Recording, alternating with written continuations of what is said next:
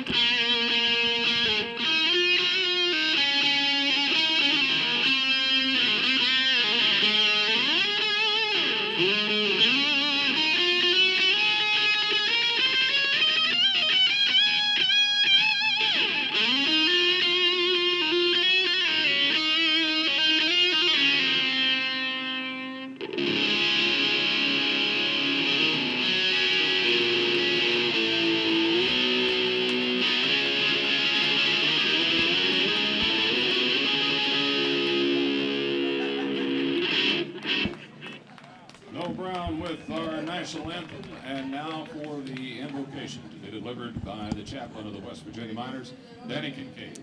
Let us pray. God and Father, dear Lord, we have to thank you for this beautiful day, Lord. We thank you for this beautiful country. We thank you for what you have given us, that we have so much here in this land of the free. We ask you to be with this game tonight, dear Lord. Be with both teams, dear Lord, as they go out on this field of dreams, to do the game that they love. We just ask that they make the plays that need to be played, dear Lord. We ask that the coaches make the right decisions and that the umpires see clearly. We thank you for the fans who are in the stands, dear Lord, and we thank you for the opportunity to serve this team. And we thank you and we love you. In Jesus' name we pray. Amen.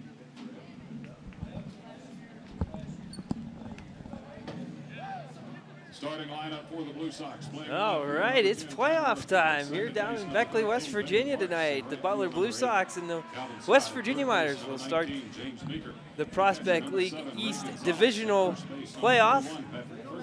And I'm Jared Steele, joined by Patrick Reddick. It's been 3 years since we've been in this situation, and looking to have some fun here tonight with coming in as division champs against probably the most seasoned postseason team in the Prospect League, the West Virginia Miners. Absolutely. The Miners come in. This is their 8th season in the Prospect League, and they have made the playoffs 7 of those years. So they are absolutely looking to keep up their streak in terms of playing well in the postseason. They've won the championship 3 times, and so Blue Sox are looking to prevent that from becoming 4 this year. That's right, and they're going to do it with Connor Coward on the hill. We'll talk a little bit more about him in the bottom half of the first inning, but first tonight we'll give you the Butler Blue Sox batting order, which is brought to you by the Butler Armco Credit Union. Leading off will be number 10, the left fielder Tanner Murphy, followed by the second baseman number 13, Paven Parks. The right fielder number 8, Calvin Scott, will bat third, followed by the third baseman number 19, James Meeker. The catcher, number 7, Ray Gonzalez, is in the 5 spot, followed by the DH tonight, number 22, Brady Gulikowski. Batting 7th and playing first base will be number 41, Patrick Ferguson, followed by the shortstop, number 1, Justin Kirkpatrick. And in the 9 spot, the center fielder this evening, number 17, Ben Carew. And they're going to face a right-hander from the University of Indiana Southeast, and that is Brandon Nyland, a guy that they've seen quite a few times this summer. That's right, out of Indiana University Southeast and Hyde Park, New York. Brandon Nyland appeared in 9 games this year, started all 9 of them. He's a 6-2 record, but those 2 losses both came against these Butler Blue Sox. He's faced Butler 3 times, going 17 innings against Butler. He's allowed 14 runs, 17 hits, 6 walks, and 13 Ks. As you mentioned, Butler has gotten to him twice, beating him both in his first appearance of the summer, which is back on June 3rd, and his most recent appearance, which is July 30th. So he's had some time off here the past few weeks.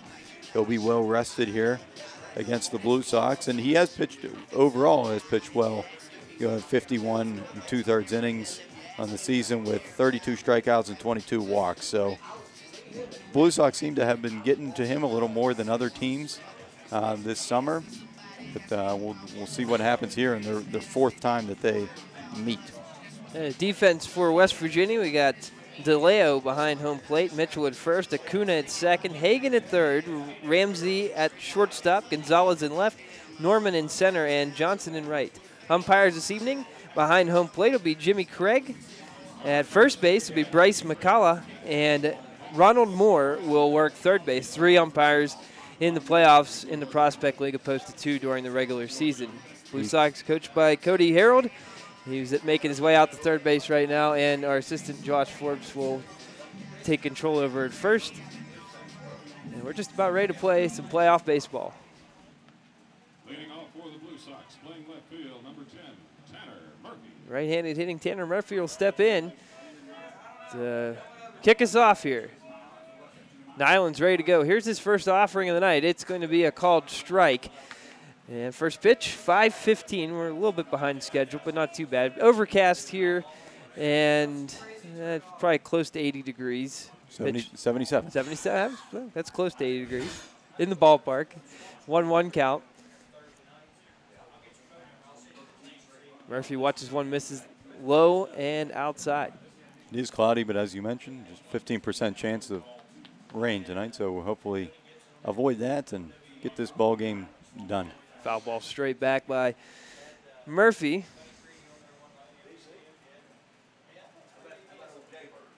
Got to play some first base last night. As he did, Blue Sox having a lot of fun, keeping things kind of loose even as we're heading into the high-pressure situation of the playoffs. And they were relaxed enough to come back and get the win. Another foul ball by Murphy. The dugouts here at this ballpark are much further away than at Kelly Automotive Park. That would have been in the Blue Sox dugout at home. 2-2 delivery outside, full count now. Good at bat to start the game by Murphy, letting these guys see Nyland working him over here. Now chop one over to third base. Hagan has it. The throw will be in time by a step to get him for the first out.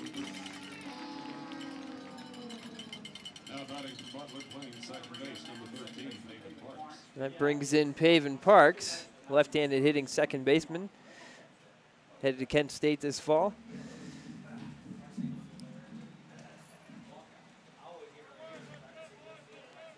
Park coming in, hitting just under 300, 296 average. He has moved around, played shortstop, he's played second base.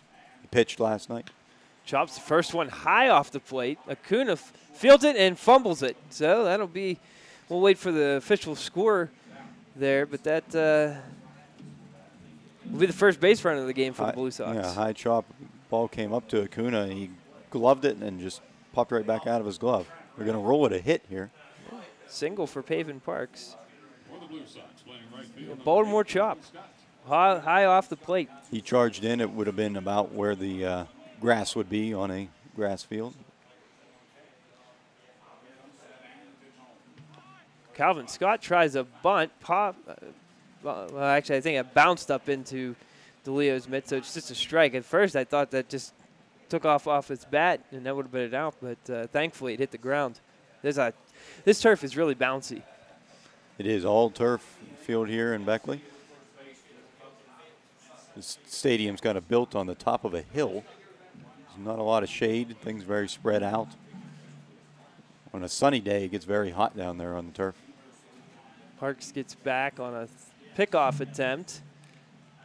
The 0-1 is in there for a strike. Good pitch. Calvin Scott hitting in the 3-hole where he seems to have gravitated more toward the end of the season.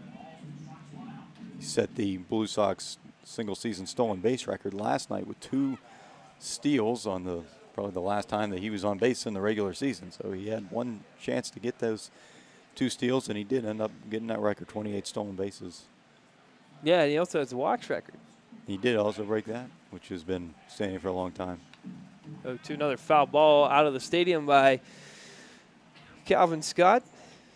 Staying alive. Scott appeared in 3 positions last night. Started at catcher, moved to third base, and out to right field. So yeah, caught a line drive at third, then got back to home. Things a little home base. A little simpler tonight. He'll just start and stay in right field, we would presume. Parks goes, ground ball fair down the third base line, fielded by Hagan, throw to first in time. They stay out of a double play that way. Parks moves to second, and there's 2 outs. Nice backhand there by Hagan. Up the line, ball just inside that line, a few feet behind third base bag. And James Meeker steps in. Yes, James leads the Blue Sox in batting average and ERA. So he's got both bases covered. Here's the pitch. It's going to be hit out into center field, and that's going to get down. Parks is coming around third. Here's the throw. It's going to be cut off, and Parks is in to score. The Blue Sox lead 1-0 on an RBI single by James Meeker, just doing what he's been doing all season. That's right. Meeker, as you mentioned, had the highest batting average on the team, second highest in the league. And that will be, I was going to say that would be his 29th RBI of the season, but everything resets back to 0 for the playoffs. So I guess he would be leading the playoffs in RBIs at the moment. And batting average, batting 1,000. Yeah, that's right. And now it's Ray Gonzalez's turn. 2 outs, and the Blue Sox are ahead now, right away in this ball game, 1-0. Saw the similar thing when we went to Champion City. They jumped out early. Our only other road trip this year. Foul ball straight back by Gonzalez.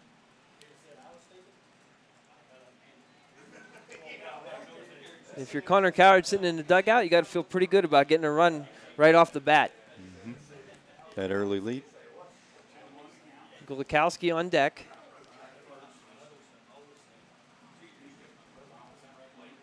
Ray Gonzalez from the University of North Florida. Ready to go. Here's the 0-1. He swings through it.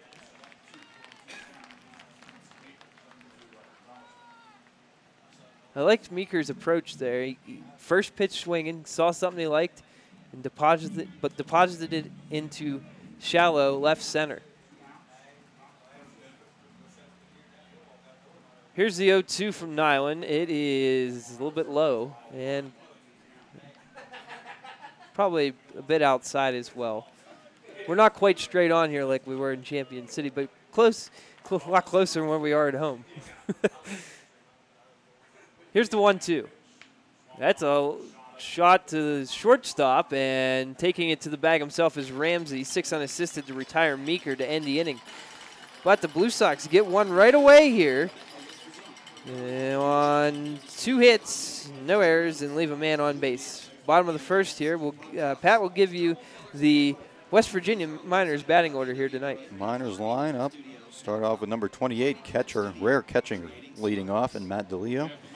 Number 21, Eddie Gonzalez, left fielder, will hit second. Third will be Dan Ward, designated hitter tonight, one of the most feared hitters in the Prospect League this year. Number 7, Austin Norman, center fielder. Number 22, John Hagan, out at third base, who made a nice play a few moments ago. Number 8, Ivan Acuna will be playing second base and batting 6th tonight. Number 14, Chad Ramsey at shortstop. 23, Justin Mitchell, the first baseman. And number 2, Colby Johnson will be in right field and hitting 9th for these Miners. And they're going to have to go up against one of the best pitchers in the league from Virginia Tech and Zelian-Opel, Pennsylvania, Connor Coward.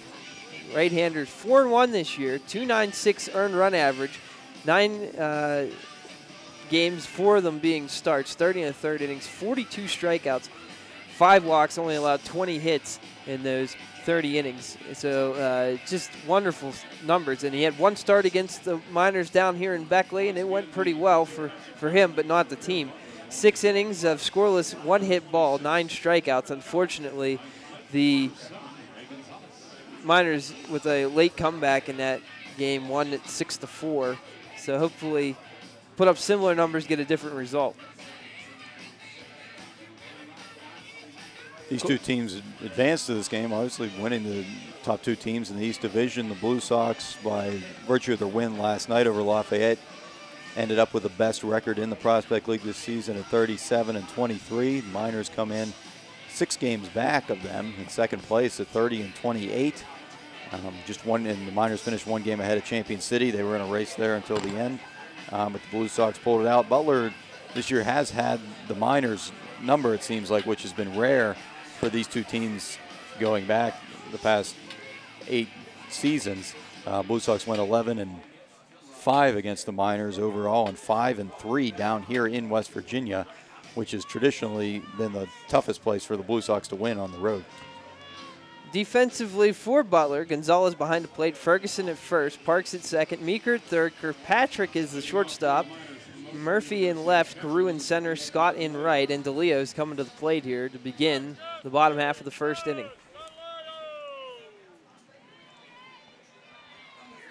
Fastball is a called strike from Connor Coward. Good start, hit the outside corner. Connor gets right back up on the bump. Here's the 0-1. Check swing, called strike. Connor has a pedigree of playing in big games going back to high school in Seneca Valley. Helped them win a Whippeal championship. 0-2 is a bit low. 65 mile an hour, according to the scoreboard.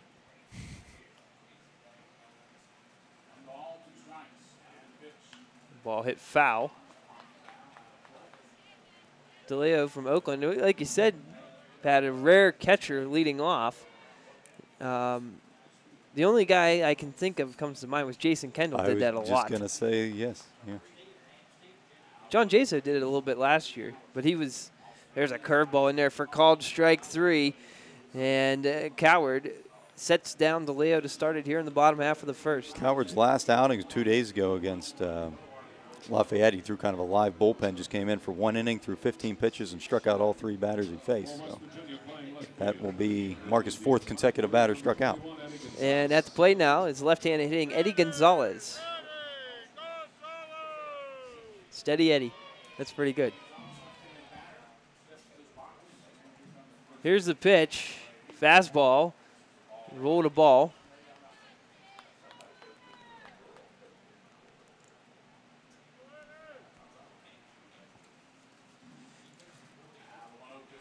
(1-0) check swing, another ball. Blue Sox come in having won 8 of their last 10 games to end the season. Miners won 4 of their last 10. 2-0 fouled off, including a sweep this past weekend against Kokomo down here. They were beating Kokomo last night, I believe it was by 9 runs. They were swept. Yeah, they were swept. Yeah, that's what I meant to say. And really, at that point, they had nothing to play for. Yeah. Having wrapped up the second place and no chance to top the Sox. Pop up the left, and Murphy's there, 2 away.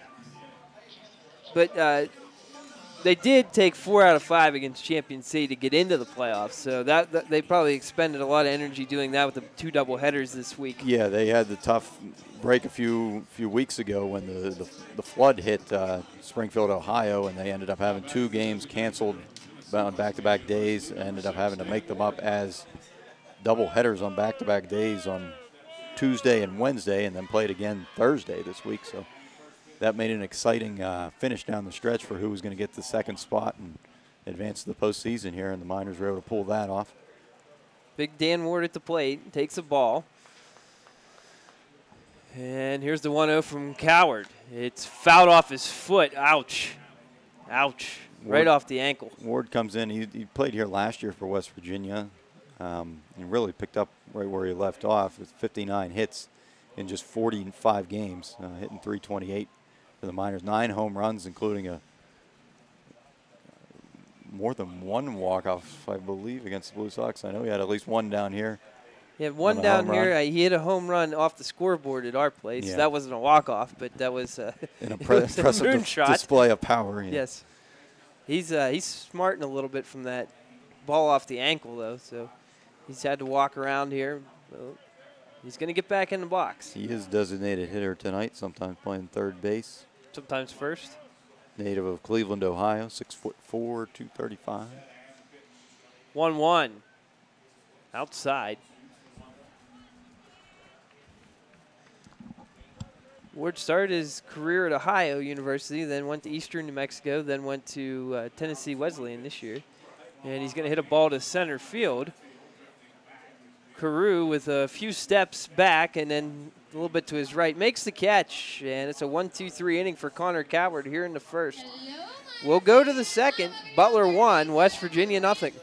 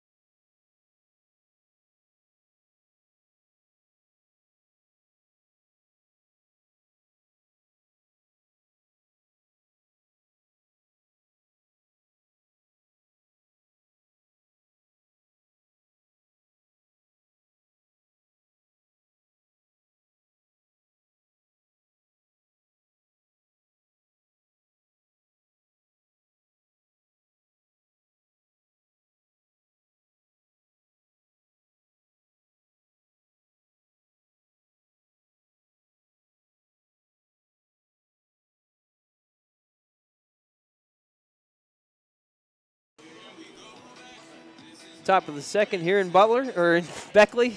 So used to saying Butler.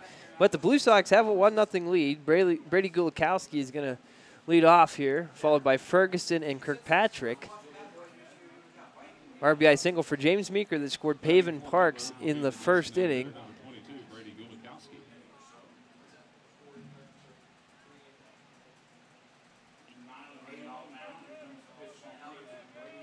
Pitch from Nyland is inside to Gulikowski. Brady, a deceptive power hitter. He's hit, I think, 7 home runs this year. He has 11 doubles. He's ahead 2-0 here.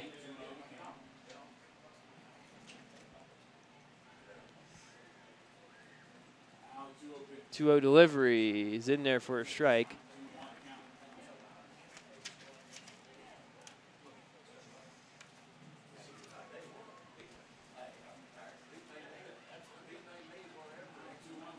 .2-1 is chop foul. Gulikowski, 7 home runs, ranked second on the Blue Sox, behind, of course, Patrick Ferguson, who led the entire league in home runs with 15. And Gulikowski's going to swing through one here to strike out. 1 down in the second. Speaking of the home run champion, here he comes to the plate. Big Pat Ferguson. Set the Blue Sox single season record for home runs with 15.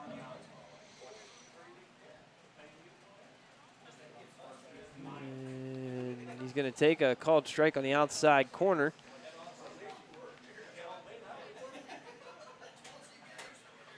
Well, here's the 0-1.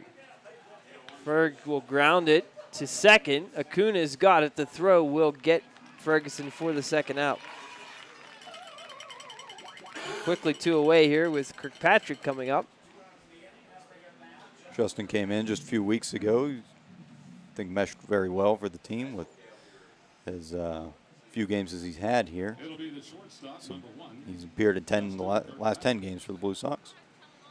Going with the high socks here. Knickers look. And 7 hits in those 10 games. Takes a ball.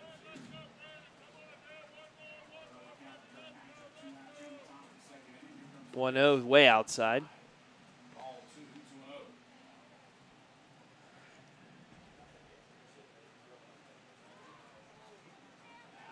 And 2-0 is inside as well. So 3 balls here to Kirkpatrick. You imagine he'll probably be taken here 3-0. Yep, he's watching it all the way. It'll be a called strike. Dimensions of this ballpark, down the line's 325, 400 to center, 375 into power alleys. Ball popped up here to right field. Coming in and making the catch is Colby Johnson for the final out.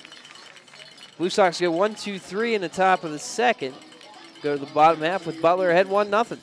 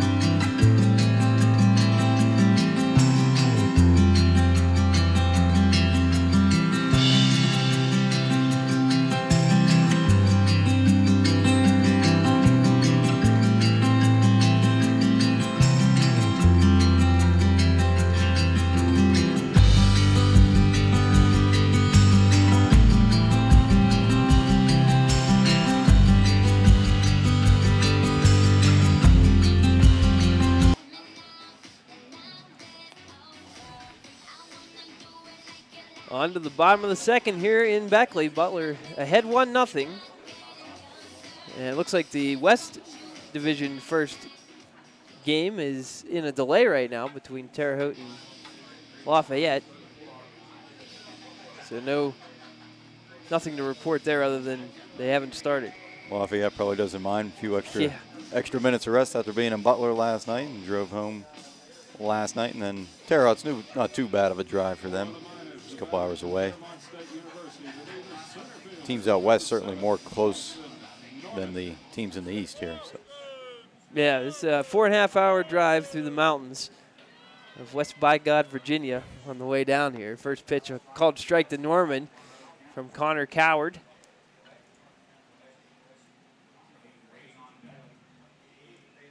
And here's the 0-1. Fastball, bit inside. But yes, been a nice little scenic route down 79 to 19. This stadium feels like we're on top of a cliff. 1-1 grounded up the middle. That's through for a base hit. Looked like it hit off the end of the bat and just found a hole right past second base.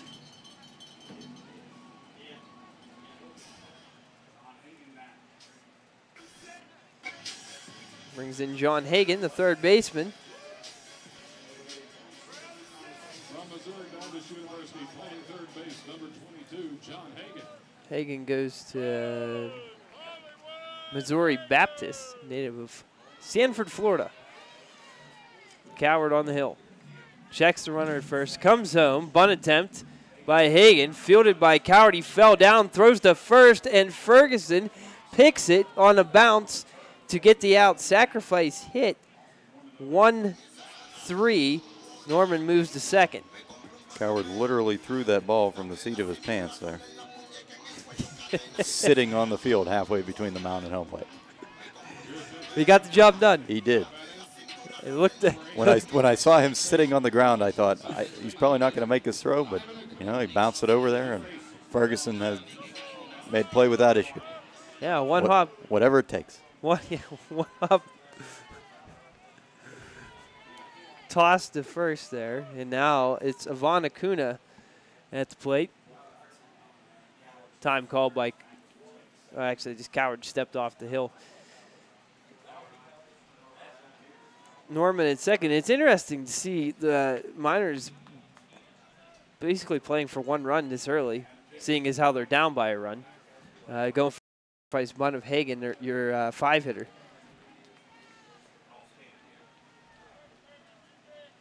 And I know that's not a thing that you're a huge fan of, Pat. I am not. The Billy Beans of the world are yelling at their monitors at the moment. Good curveball, rolled a ball. And really, it seems like a lot of teams, even in the major leagues especially, do they start playing more small ball in the playoffs. Everything gets very tight, playing for every run you can get. I try to get the speed of the pitch. Every time I look up, it's the throw from the catcher back. I'm like, there's no way that was a 40-mile-an-hour pitch. 77-mile-an-hour curveball in there for a strike. And 44 on the throwback. Yeah, 44 on the throwback by Gonzalez. A lot of stats, a lot of metrics going on here. That's right. 1-2, upcoming. Here's the pitch. It's why it misses high. Fastball. Looked like Coward just lost his release point there. He goes right to the rosin bag, so maybe it slipped out of his hand. Kuna comes in hitting .316 in 40 games. Got that back just laying on his shoulder. Then he pulls it up right whenever Coward's ready to deliver. Here's the pitch. Bouncer in, good block by Gonzalez. And now it's a full count.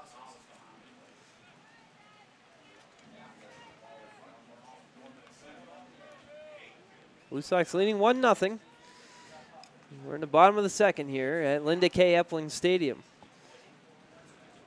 First time we've been down here since, what, 2012? Maybe 13? I can't remember what year it was we came down here. Foul tip by Acuna to stay alive on a curveball. That's a gutsy pitch, 3-2, or to throw that curveball. But he does get a swing from Acuna. Unfortunately, got a piece of it. Acuna hitting .378 with runners in scoring position this year, 18 RBIs. So. Here's the payoff. Fastball, fouled off.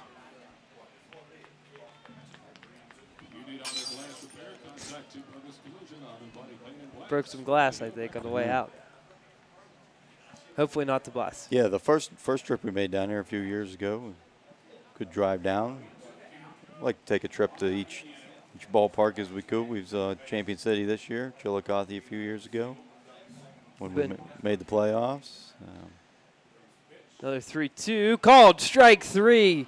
Acuna thought it was ball 4, but he's going to have to head back to the dugout. Good pitch from Connor Coward. Second K of the game.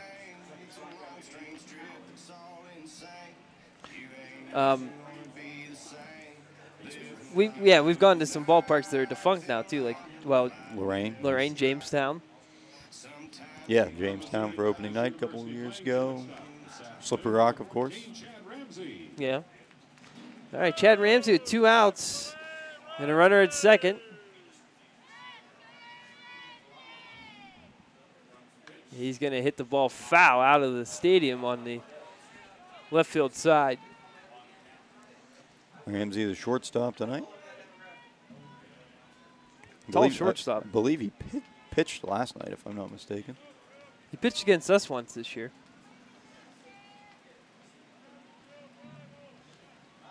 Mitchell on deck.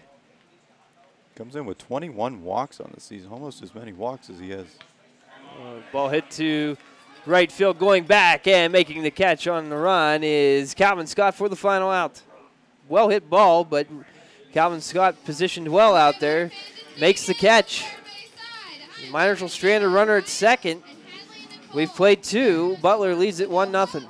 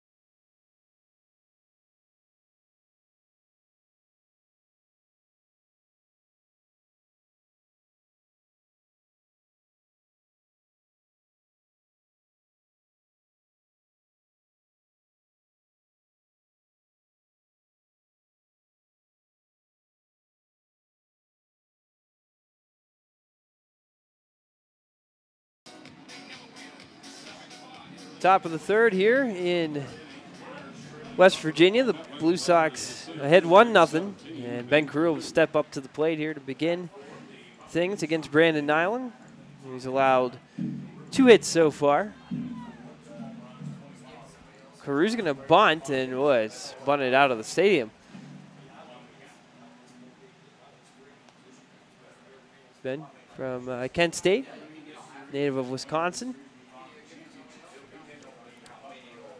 And won the Blue Sox Diamond Award this year. I guess I should say received it. He was named the Diamond Award winner. Reached out and fouls one off. He's down the hole now 0-2. It's been a good tradition the Blue Sox have had for the past few years with the Diamond Award. Recognizes not only the on-field but the off-field work that these players do as well. 0-2 check swing. They ask if he went around. First base umpire Bryce McCalla says no. So we'll stay 1-2. Here's the pitch. That's going to be called strike 3. Carew will head back to the dugout. Second K for Nyland.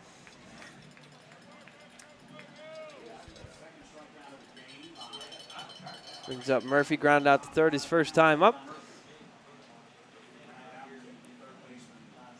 Just a programming note, if we do, in fact, the video seems to be holding pretty steady, but if we drop a few frames here and there, we apologize. It's kind of at the mercy of the internet we were given. So swing through here by Murphy. Yeah, we figured it was worth trying the video. I know a lot of people back home like watching it. Definitely adds different perspective to the ball game. So if it does drop off, it should come back pretty quick. 0-1 outside.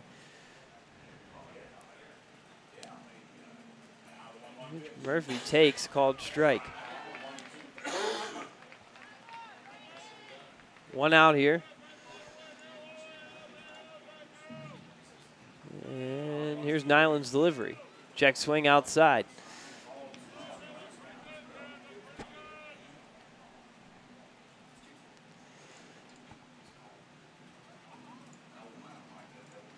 Two upcoming. Here it is. Swing and a miss. Got him with a curveball.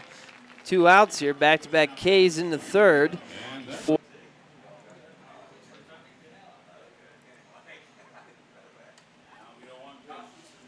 Pitch a bit inside. We're worried a little bit about the weather coming down. It was raining just a bit, but seems to be a nice evening. Ball's popped up. And going out is Hagan. He's called off by the left fielder. Gonzalez makes the catch for the final out here in the top of the third. 7 straight retired by Brandon Nyland here, but the Blue Sox lead at 1-0 as we go to the bottom half of the third inning.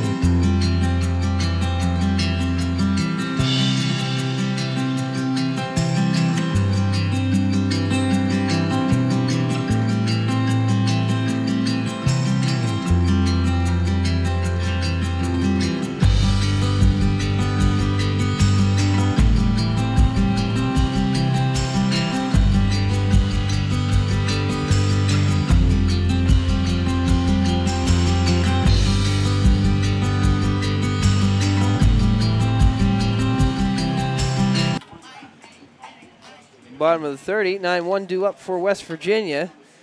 Mitchell, Johnson, and DeLeo. And left-handed hitting Mitchell's about to step in. 1-0 Blue Sox. 2 hits for Butler, 1 for West Virginia.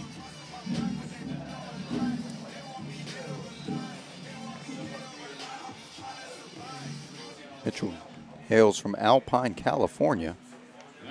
Junior this year. First pitch outside.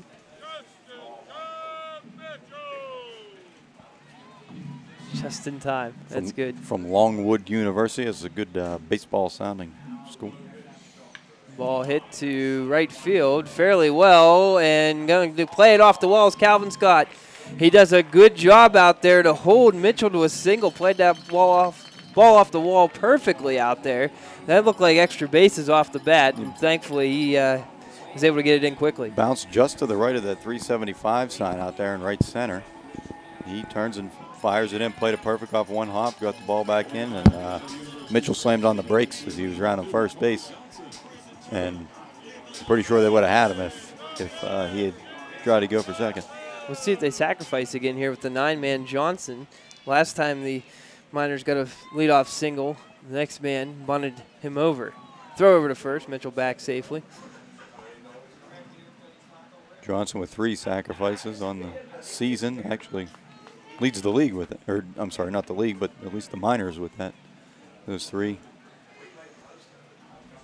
And a lot of the times I think something like that, as he does square around, depends on the quality of the batter. Can he get one down safely? Boy, do I like that. They pitched out on a bunt attempt to see if they could catch Mitchell leaving early. But you got to give Mitchell credit. He stayed put.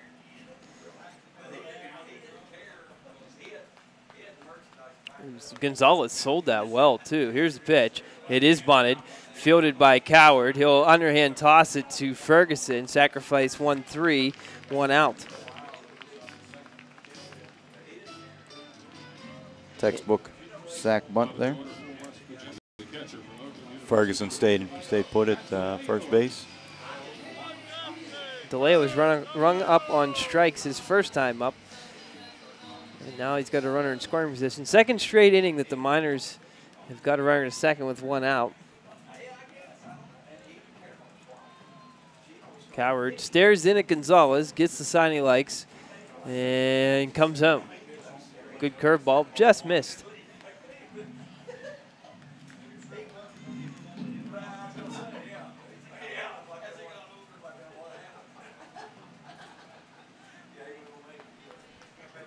DeLeo ready to go. Coward sets, checks the runner, and fires home with a fastball. It's fouled out of play. 87 on that fastball.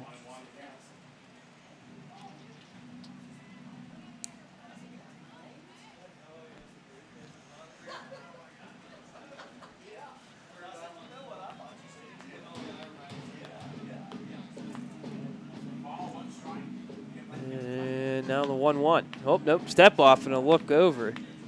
But nobody was covering the bag. And Mitchell was really not that far off it either. Maybe just setting him up for later. Mitchell with 16 stolen bases on the year, second on the Miners, so he got speed there. Swing and a miss. Nice pitch from Coward. Looked like the curveball again. Dropped off the speed to 77 on that one. It's kind of neat. I like that. They have the yeah, speed here. Not most ballparks don't. Blue Sox had it a few years ago. I like the advertisement too. Attorney caught speeding. There's a couple speed traps on 19 on the way down here. Curveball, check swing. Good job by DeLeo to hold up. They're going to ask, but he did not go. The bus did not get caught at any of those speed traps. But when you go into Summersville, it goes from 65 to 45 real quick. They don't even warn you. They just, all of a sudden, it's 45 mile an hour. 2-2 delivery. He all breaks off a pretty curveball. Oh, that rolled a ball. I thought that was pretty good, Pat. What do you think? Pretty close to me. Whew. Man, I don't know where that missed. Yeah, we all make mistakes. full count. Check, and fastball is, what in the world happened there? That bounced out of the stadium. Over the net, yeah, behind the backstop, which is at least as high as the net at Kelly Automotive Park. It's up there. So Mitchell moves to third, and that's a walk to DeLeo. That 3-2 pitch, or that 2-2 pitch, that really comes back. Yeah, it was a wild pitch, so he was going to make it anyway to third base. Yeah. That may have actually helped the Blue Sox because depending on how far he might have tried to come around. Right, yeah, there's a lot of foul territory. He definitely could have had a shot at coming home there. The ball would have bounced up the line or something like that. So runners on the corners and Eddie Gonzalez at the plate. 1 out, 1-0 Blue Sox, but the Miners are threatening. Check the runner. Here's the pitch. Fastball in there for a strike.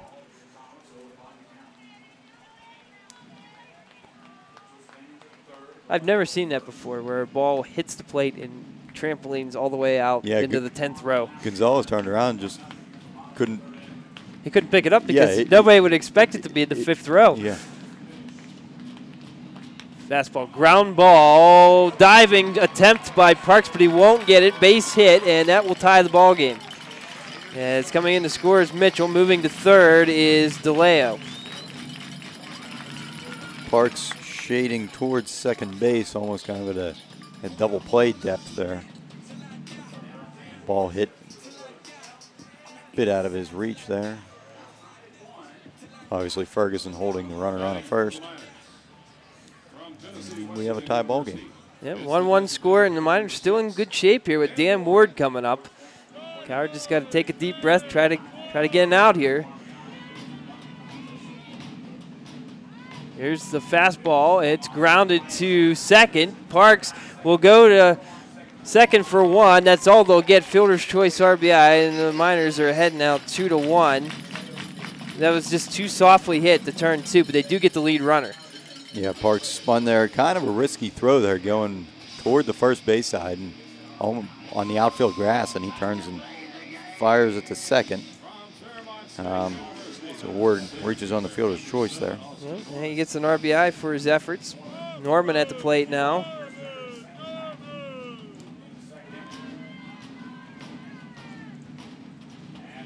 Ground ball.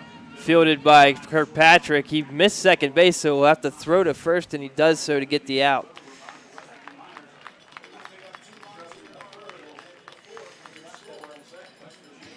Well, 2 runs come in to score on 2 hits, no errors, and 1 man is left stranded on base. So we'll go to the 4th. West Virginia 2, Butler 1.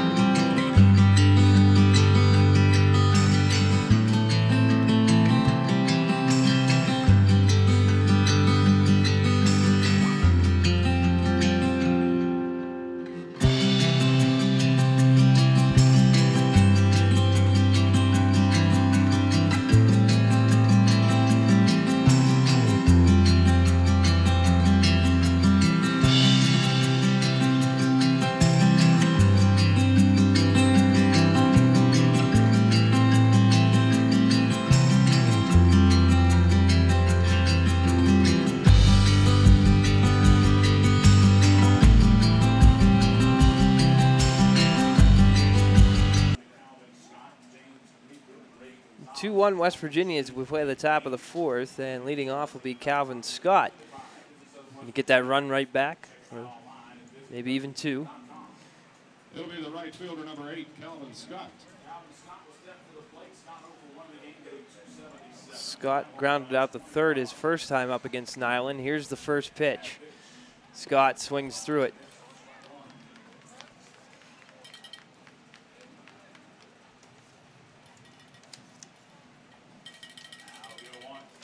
Scott check swing, called strike, 0-2.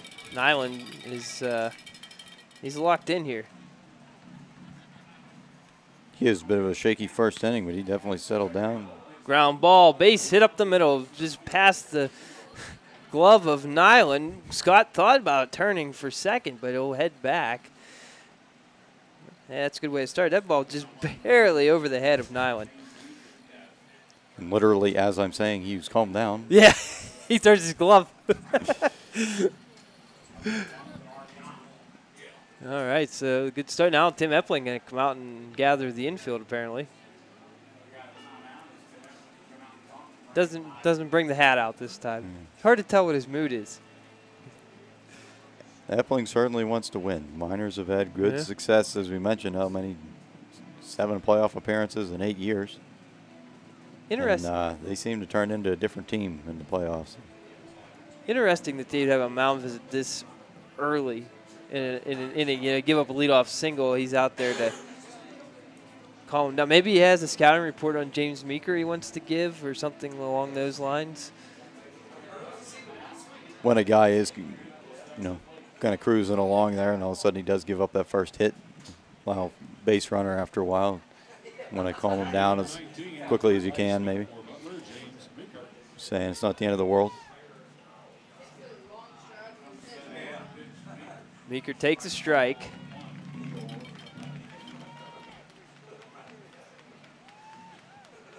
Scott with a decent lead throw over, and he gets back in time. Tag applied by Mitchell, but well after Scott had bear hugged the base.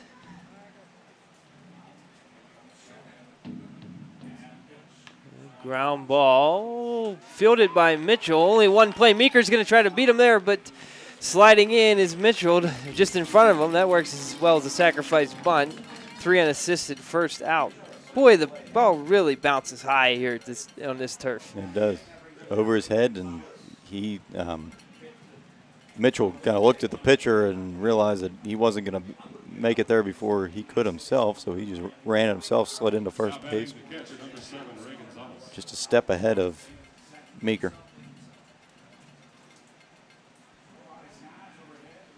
Brings in Gonzalez with a man now in scoring position for the Blue Sox.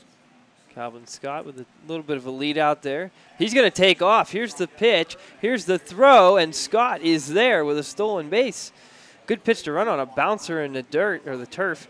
And Scott right away he stole that right. I think he stole that off Nyland. He read him perfectly there.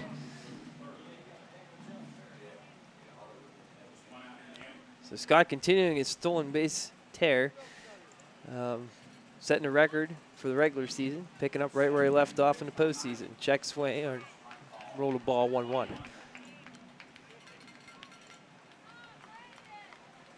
They are underway in Terre Haute. It's scoreless between them and Lafayette in the bottom of the first. 1-1 delivery. Chopped to short. Scott is caught in a rundown. Now he's going to head back to third, and he is out. Oh, no.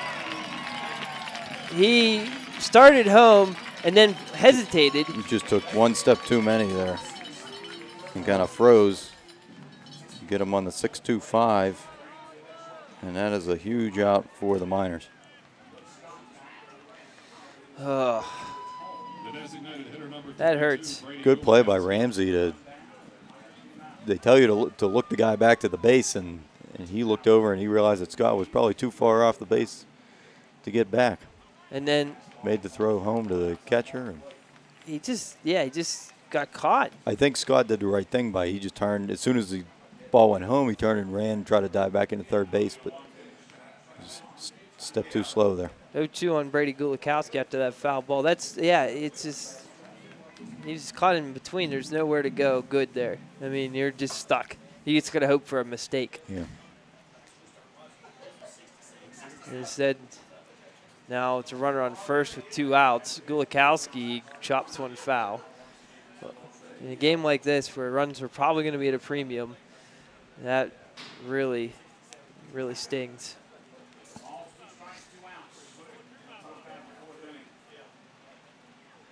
Another 0-2. Oh, way high. Nice job by DeLeo to recognize it early, get out of the crouch.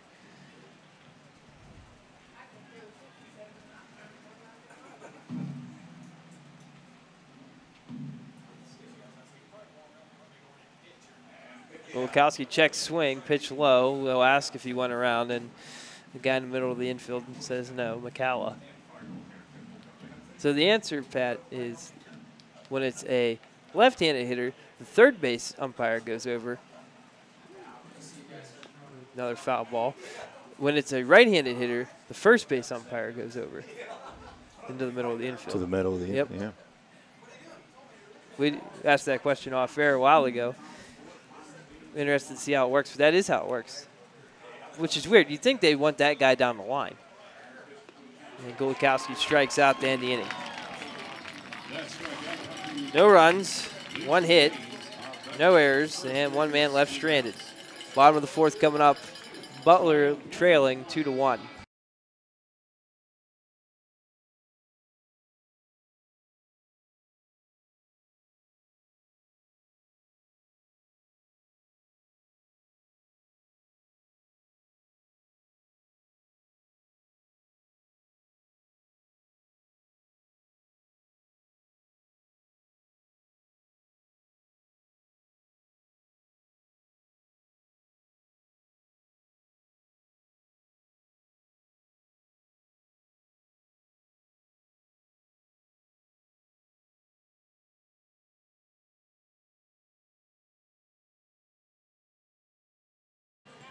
I don't know if they can see it on the screen or not, but there's a ton of yellow banners off to the left-hand corner of the screen. Those are all the Miners Championship banners. 2010, 11, 12, 13, 15, and 16.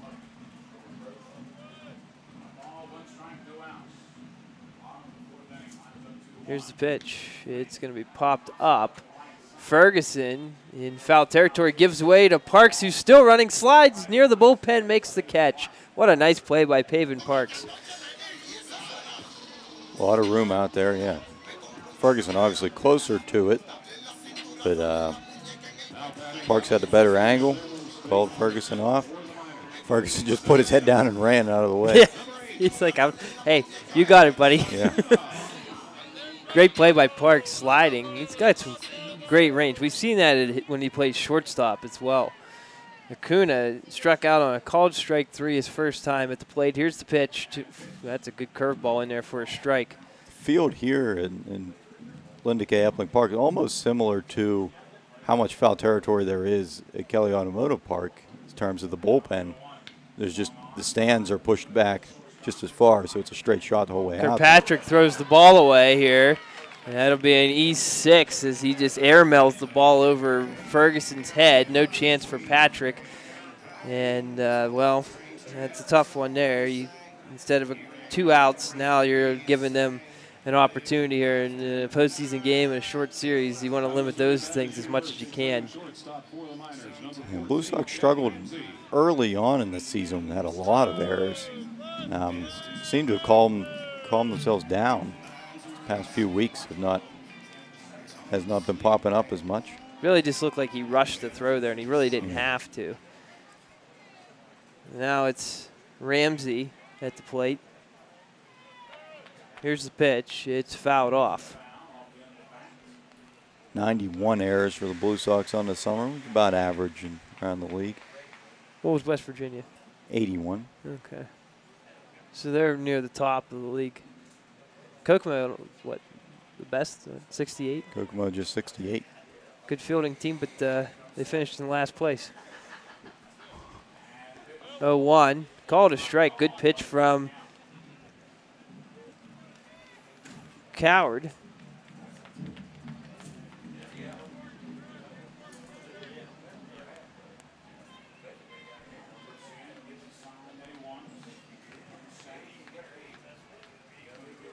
Time called.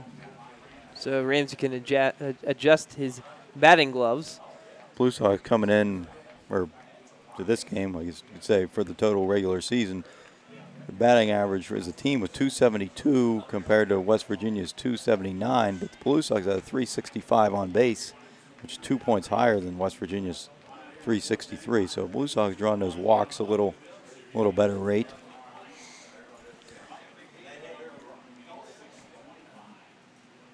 1-2, 1 out, runner on first. Here's the delivery. It's a bouncer. Good block by Ray Gonzalez. 20 points higher on the slugging percentage, too. So Ferguson helps that out a lot. he sure does. He'll lead off next inning.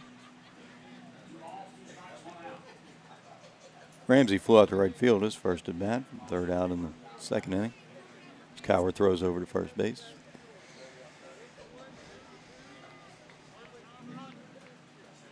Here's a pause by Coward. He'll check the runner and come home. Fastball low, and it's now 2-2. 3-2, I beg your pardon. Kuna just 2 stolen bases on the season. See if the runner goes here, 3-2. I know he said he just has 2 stolen bases, but I could definitely see them try a hit and run here. Time called. You know, Blue Sox infielders, again, Parks playing very much up the middle. Creates a big gap with Ferguson over there holding the runner on at first. Payoff. Swing and foul ball. I thought he swung through it, but he did just get a piece of it to stay alive. It's almost as much of a shift as you're going to see in this league. See more outfield shifts, it seems like, than infield shifts. Yeah, Lafayette's managed the last couple nights. Definitely made a point to get out there. He's moving his outfielders left and right. Yeah. A lot more room to work with it right. in Butler than most outfields. You need 2 center fielders in Butler. Another payoff pitch upcoming. Here it is. He got him. Nice pitch from Coward. Looked like he went with the changeup, 80 mile an hour. Gets Ramsey for the second out. That's his 3rd strikeout of the night. Bringing Mitchell, who singled his first time up. Moved to third base moved to second on the sac bunt. Third base on a wild pitch. And ended up scoring the Miners' first run of the night. They go one more after that. They lead 2-1 here. Blue Sox got their run in the first inning. Have had 3 successive zeros since. Here's a pitch. It's grounded to shortstop. Kirkpatrick will take it to the bag himself to retire Acuna and end the inning. So, no runs, no hits, 1 error, and 1 man left on base. We'll go to the 5th with Butler trailing at 2-1.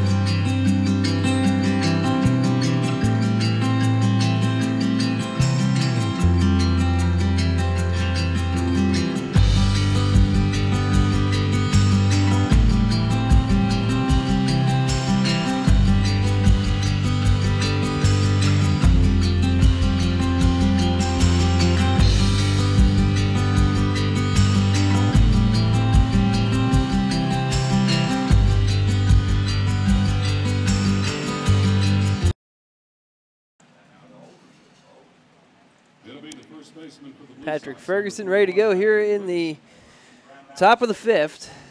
Nyland's going to step off before the inning starts here. Ferguson rounded out the second, his first time up, and he's going to chop one to first here. And underhand toss by Mitchell to Nyland retires Ferguson for the first out.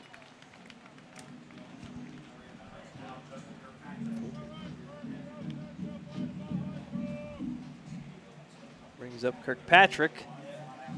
Flew out to right field in the second inning. The shortstop, number 1, Justin Kirkpatrick. He'll take a strike. Nyland is, I gotta say, he's got to be 2-1 strikes to balls in this game.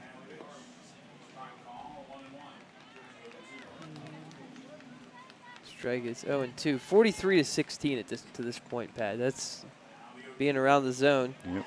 They'll make it strike 3 there. Nyland's dealing 2 away. As you alluded to, short series. You know, it's kind of like in hockey, you get that hot goalie. In these playoffs, you get that one hot pitcher. Has a good game. Connor, in his own rights, pitched very well. He's only allowed 3 hits, 2 runs. Chop foul by Carew here. One walk to this point. Nyland has not walked a batter.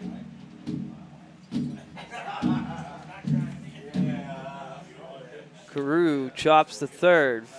Diving stop by Hagan. He'll throw from the seat of his pants, and it's not going to work out like Howard earlier. It's going to be an infield single for Ben Carew with 2 outs.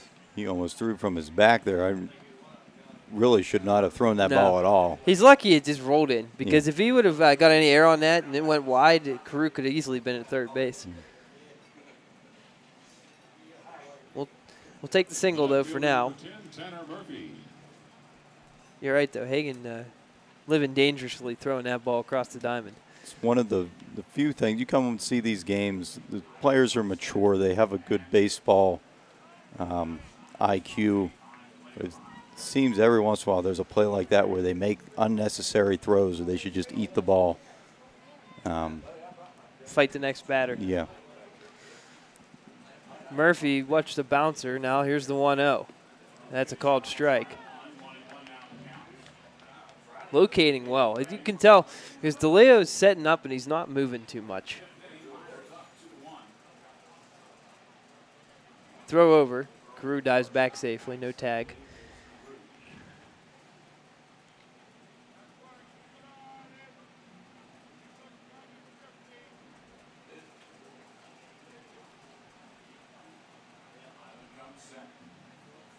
One delivery popped out of play.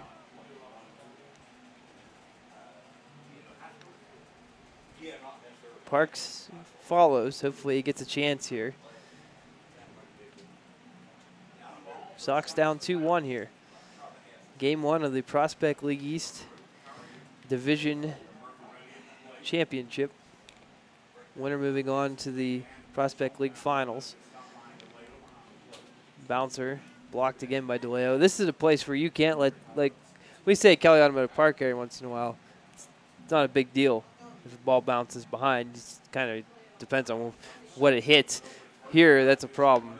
This ball's hit a mile high into right field, and on the line, Johnson has it for the final out here in the 5th. No runs, 1 hit, no errors, and a man left. We'll go to the bottom half with the Miners ahead 2-1.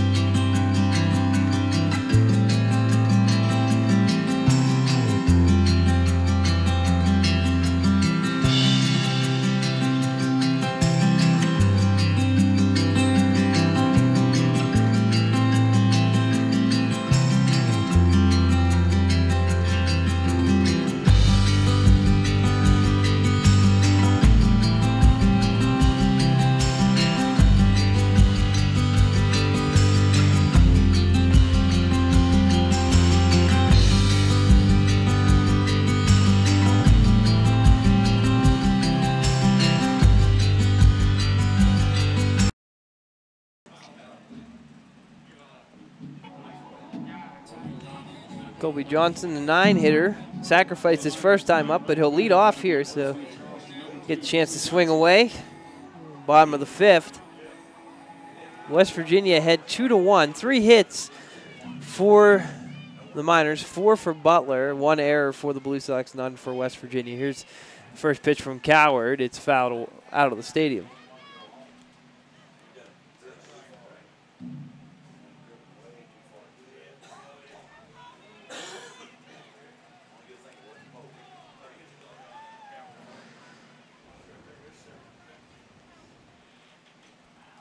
Here's the 0-1, fastball hit to right field. And Scott's drifting towards the line, but he's got it near the warning track for the first out. That ball had some carry to it. I didn't think it was hit that well off the bat. A lot of things fading down that right field line. Go toward foul territory. Really not much wind to speak of if you're judging by the flag. Yeah. But with 1 out, DeLeo's up. It's cloudy here tonight, overcast skies when the game started. Even despite the 5:05 start, the field lights are on before the game started. Tomorrow night, we'll be back in Butler for Game 2, 6:35 game time, foul ball to start it here for DeLeo. Tickets available on butlerbluesox.net. Give us a call tomorrow at the office at the ballpark. Maybe wait till the afternoon so I can get a little bit of sleep tonight. Yeah. I'll be in to man the phones tomorrow. That's right. No worries. And I'll be in a little bit after that to watch you man the phones.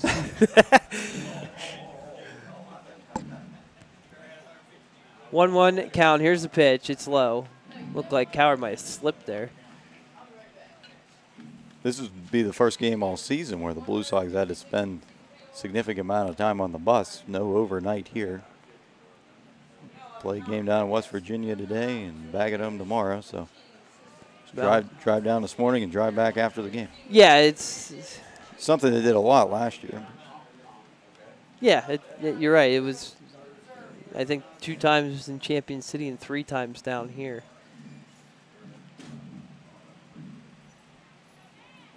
Gonzalez is out to have a quick word with Connor. DeLeo ahead 3-1.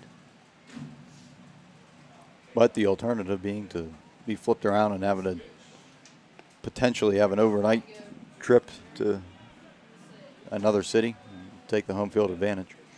That's right. Full count. Not a lot of time for the playoffs. I believe it's an NCAA rule that these players have to be done in this league by August 15th. Throw by Kirkpatrick across to retire DeLeo for the second out. So with be a day off in between the divisional round and the championship and then a travel day after the first game of the championship. Things will wrap up at the latest on Sunday the 13th.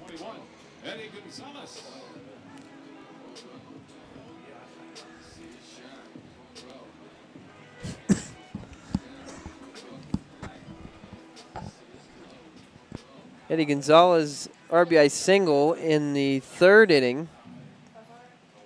Tied the game at 1.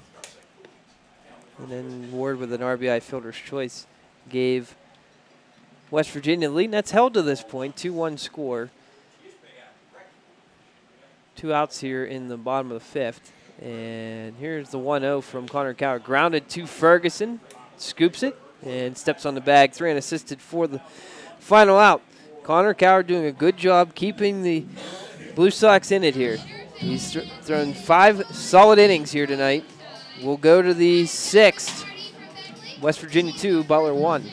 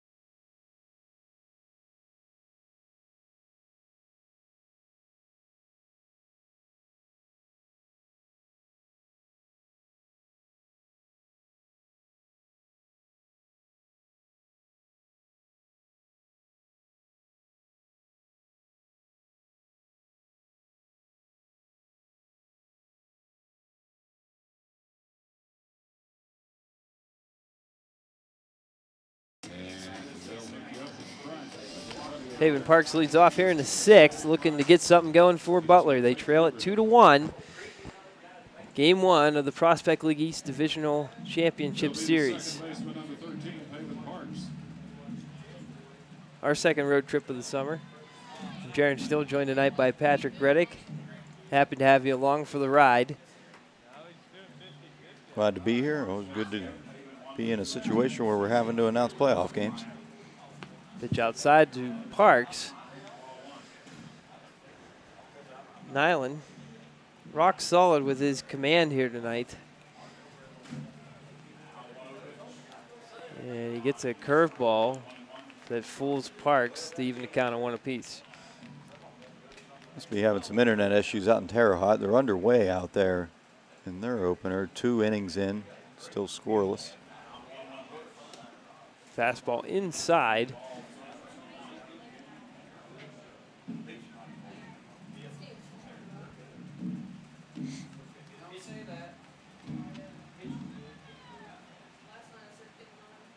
Two-one delivery. Parks takes, called strike. Calvin Scott on deck, and James Meeker will follow. Parks singled as the Blue Sox only run in the first inning this evening. 2-2. Parks strikes out. Couldn't lay off the curveball. That's now 5 strikeouts for Brandon Nyland. Right fielder, number 8, Calvin Scott. He has thrown 52 strikes in only 20 balls. 72 pitches through 5 1/3. Pretty good rate there. Calvin Scott at the plate. He's going to swing and hit one hard, but well foul down the right field line and out of play.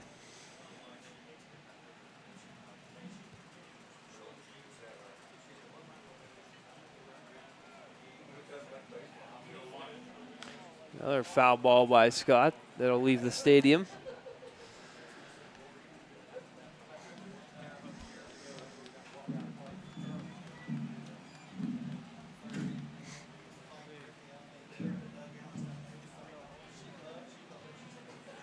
Now the 0-2 bouncer, nice block by DeLeo.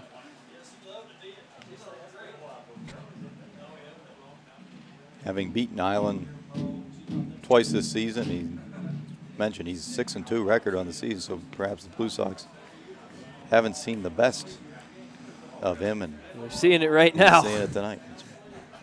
2-2 count to Scott. It's just a season-long con against the Blue Sox. That's right. Setting up tonight. Chopper to short. That's going to get through out in the left field. Base hit for Calvin Scott, his second hit of the night. Hard hit chopper. Still not a lot of huge, heavy contact off of Nyland, but you'll take those seeing-eyed singles, and that's the 5th hit of the night for Butler. Yeah, I mean, we've seen this team, as we mentioned a few innings ago, Butler has the highest, second highest slugging percentage in the whole league this summer. They have power. A lot of shots into the gap last night. Meeker swings through the first pitch. Sometimes it seems like you have an off night and nobody can get a hit or hard contact. Had some. So I imagine Scott will be trying to read Nyland. He read him well last time and stole third base, but then he was caught in a rundown on chopper to shortstop. And Nyland, aware of it, has thrown over twice here. Yeah, failed to mention. We did say how Scott set the Blue Sox single season stolen base record. He also led the Prospect League. That's right. This summer with 29. Called strike. Meeker didn't like it, but now he's down 0-2. Blue Sox, Cody Harold this year has been aggressive on the base pass. Throw over again. Boy, they're not going to let Scott have too much time to think out there because he has to dive back a ton. He's got a decent lead, though. Nyland comes home. Scott takes off. Pitch outside. Here's the throw. It's into center field. And now Acuna trips Scott. Will they let him take third? Did he trip him? They say incidental contact, I guess. Either that or he tripped over the base. He might have tripped over the base. Scott didn't appear to argue at all there. No. Okay. Yeah, you're right. It looked at first like they did run into each other, but you might be right. He popped up right away like he was going for third base. Yeah, and just fell back down. Stolen base for even on a pitch out, probably would have beat the throw. Yeah. The throw was 10 feet over Acuna's head. 1-2 to James Meeker. Here it is. And it's lined foul down the left field line. That's the toughest angle for us here. 2-3 feet foul.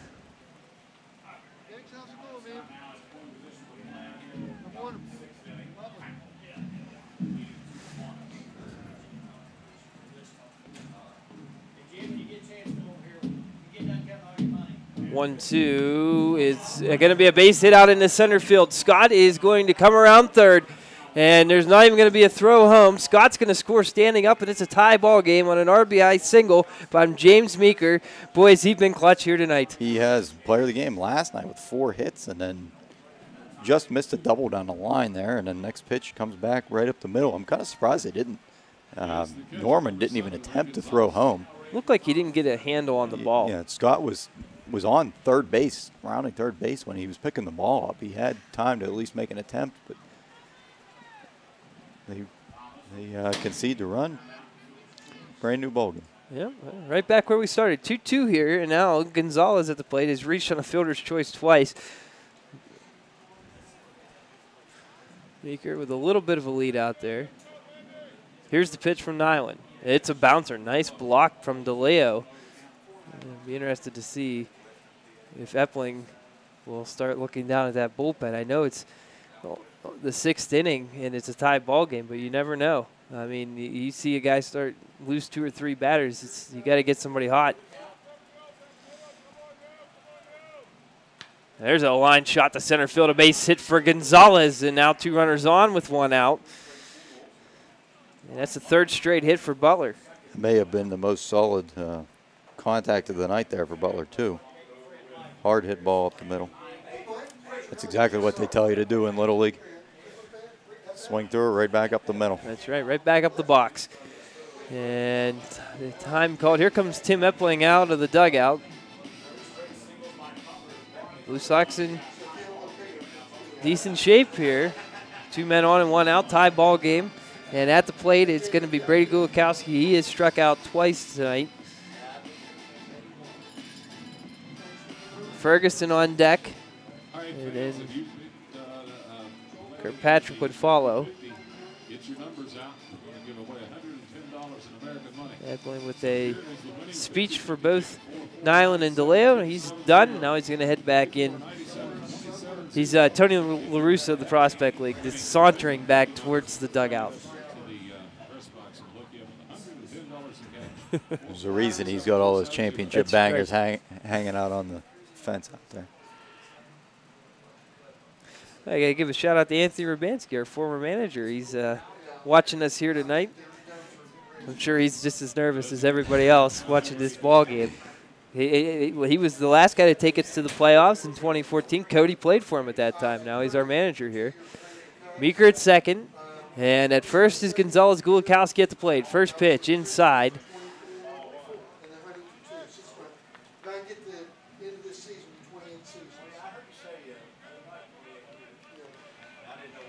The 1-0 upcoming. And Gulikowski couldn't lay off a slider or curveball, something with heavy break to it that he couldn't say no to. We do give Cody a lot of credit. He deserves all the credit and the praise that he's gotten this year, certainly. But you can't deny over the years, Blue Sox been around for 9 years at this point. Ball gets away from DeLeo. Both runners move up. Gulikowski swung through at 1-2. Go ahead and finish your thought there, Pat. Just to say that, with the coaches throughout, with Anthony, with Jason before him, with Jason Radwan after him, there's a constant turnover of players, but those contacts from year to year, stay with the team. You're building up the upper operation, both on and off the field. 1-2, ground ball foul. Which is why it's so nice to see it all come together with a playoff. got to give a shout out to Forbes, Josh Forbes too. We had a 2-man team this year. It was the smallest coaching staff we've ever had. Right. And Josh is just as just as much of a part of this as Cody is. I mean, they work in tandem together. That's a foul ball off of Golikowski's foot. They work well together, Josh and Cody. I would imagine that. Don't know for certain, but the 2 youngest coaches in the league. Yeah, they got to be up there. Yeah, they're both only 24 years old. Meeker at third, Scott at second, Golikowski at the plate battling away. Looking to get a ball in play and try to get the Blue Sox to lead here. But that last one hurt because it fouled right off the top of his foot. Those are not fun, especially game 61 of the season. And plus whatever he played in college. Yeah, I know, right? Some of these guys are playing their 100th game of the year. Over 100. 1-2 count. Here's the pitch. Golikowski flares it to left field, and they're going to let that one fall. Probably rightly so, because if they catch it, Meeker's going to tag. Yeah, no rest for these guys. A lot of them come immediately after their college season ends. They're playing within another few days. Good battle here. 1-2 count. And here's the pitch from Nyland. Golikowski grounds a hard ball past first base. Meeker's in to score. Coming around third is Gonzalez. He will score a stand-up 2-run double for Brady Golikowski. It's 4-2 Butler. Ball was hit hard. Mitchell tried to get it. Snuck past him as he dove. And now I believe that will end the night for Mr. Nyland. I think you're correct. Bullpen will be called upon here. We'll see who it's going to be. But Nyland's night is done. Boy, he cruised through 5 innings. He really did. Had an excellent stretch there. Gave up 1 hit in 4 innings. And then gave up 4 consecutive hits there. And we'll see who the new pitcher is. Here, it's a right-hander, I can tell you that much, but he's blocked out of our view at the moment. And your view at home. Nyland gets ovation from the fans here at home. Yeah, well-deserved. I mean, this inning didn't go the way he would like it, obviously, but, man, he pitched a fine ball game through 5 innings. He leaves allowing 4 runs, all of which are earned. Responsible for Golikowski. Yes, so we can't close the book on him, but we can tell you he gave up 6 strikeouts. He didn't walk anyone, which is huge in a game like this. To not, beat yourself. It was funny. We were talking off air in between last inning and said we thought we'd get more than 3 hits. And now you look up at the scoreboard, there's 8. Yeah. So that's just what this team can do. They can turn it on in a second and just, all of a sudden put up a crooked number like they have here. Yeah, we saw first 9 guys of the game last night, reach base all in a row. As the new pitcher for the Miners will be number 26, Sean Dumser Jr. out of Hope International University. Sean Dumser Jr. We've seen him a few times this year. In fact, I'll find out here in a second how many times exactly we've seen him. Overall, he's thrown 19 games, 34 innings pitched. We'll have 30 hits in that time, 22 strikeouts, 11 walks. So anytime you're doubling your walks or strikeouts, that's a good sign. You gotta give him credit. He has a good walkout song with some Wolf Mother.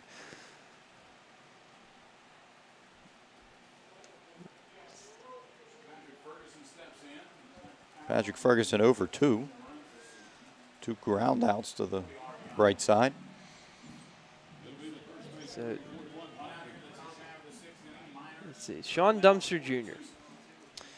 has faced Butler 3 times this year. The last time he pitched 2/3 of an inning, gave up 3 runs. He came in In that game, we scored 11 runs against the Miners to end that 2-game homestand 2 weeks ago. Miners are going to intentionally walk Ferguson here. I had to say this is a bold strategy, Cotton. Well, but and this ball gets away. Wow. So now Golakowski will go to third on don't want to do that again. He's still got to throw 2 more across. Yeah, my original thought, though, to bring a brand-new pitcher in, he's all hot out of the bullpen, ready to go, and then you bring him in first guy and make him intentionally walk him. Just has to throw his Right. If you're going to intentionally walk somebody, do it with the guy you're going to take out. Yeah, absolutely. It's just got to be an odd. That's a strange move. Yeah, not now you something you expect from a manager as experienced as Epling. Yeah, that's bizarre. There's ball 4. At home, we'd be playing the chicken charge right now. We would be. That's weird. Another thing that's weird about it is, I mean, you're setting up a double play ball here, obviously, but I mean, it's not like Ferguson. If you look at nothing against Pat, he's just struggled as of late. Yeah, 2 weak groundhouse tonight. Hasn't made hard contact, which is rare for him. But I think usually they've seen him do some damage against them this year.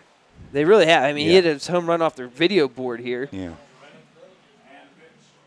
Kirkpatrick pops it up. Racing out is Mitchell. If he makes the catch, which he won't, it would have scored a run. Because there's even no way he's getting turned around and throwing home in time to get Golakowski. So that might be a fortunate ball to hit off the net for West Virginia. Fun nerdy fact of the night, the only time you're allowed for a fielder to intentionally drop a ball and not get an error is on a situation like that where it could result in a sac fly and you're trying to prevent that. Scorekeeper facts. Yeah. Got all kinds. That's right. Well, here's the pitch. Kirkpatrick takes high. Wow, that thing soared up there. He by no means intentionally dropped that one, though. He was off to the right. I'm actually surprised he made it as close to it as he did. He was out first baseman out in the bullpen there. Do have, looks like a pitcher for the Blue Sox starting to throw out there. Check swing, but Kirkpatrick couldn't hold up. Strike 2. Big run out there at third. Like to see him get a ball to the outfield here. 1-2. Oh, that ball's rope, but foul. He was on it. Looked like it was a curveball, too. He was just able to stick his bat out. Out in front. Carew on deck. I cannot tell who that pitcher is that's throwing down there. So I apologize for that. Here's the pitch. Popped up into foul territory, racing over and letting it go. Actually, it bounces outside the stadium anyway, but not being able to get to it is Johnson. Again, another same situation where it would have been bad news for West Virginia if they caught it. Yeah. Kirkpatrick battling here. Well, with probably not Ferguson tagging up from first, but you get a fast runner out there, could potentially tag up and go to first. So it's tough. You don't have a lot of time to think about it. Your reaction, obviously, just to run over and catch the ball. But right, yeah, that's what debate you're that all taught night, to whether, do. Yeah, whether you should actually catch that or not. Here's the 1-2 again. Kirkpatrick strikes out for the second out.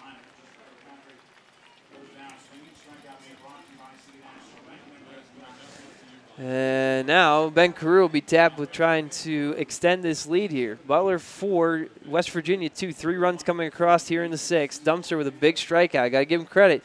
He, after that intentional walk, was able to zero back in and get the K. Carew will take a pitch low, blocked by DeLeo. Dumpster not a big guy by any means. He's 5'10".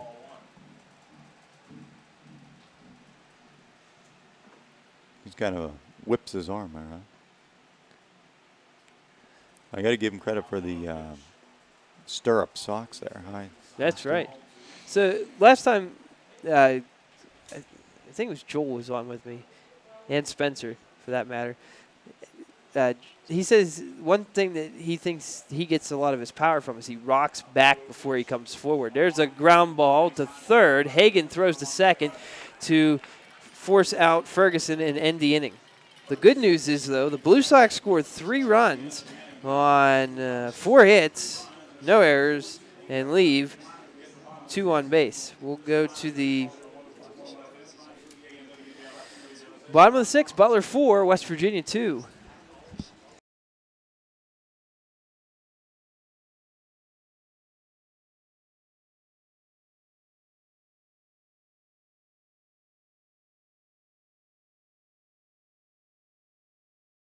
In not only Butler County, but elsewhere across the country.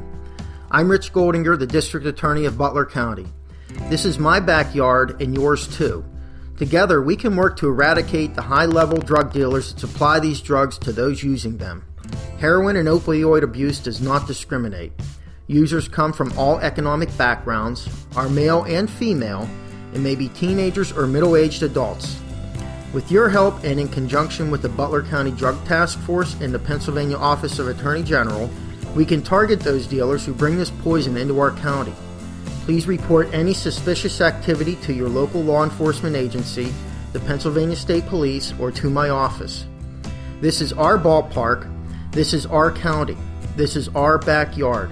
Let's all say, not in my backyard. Please enjoy tonight's Blue Sox game.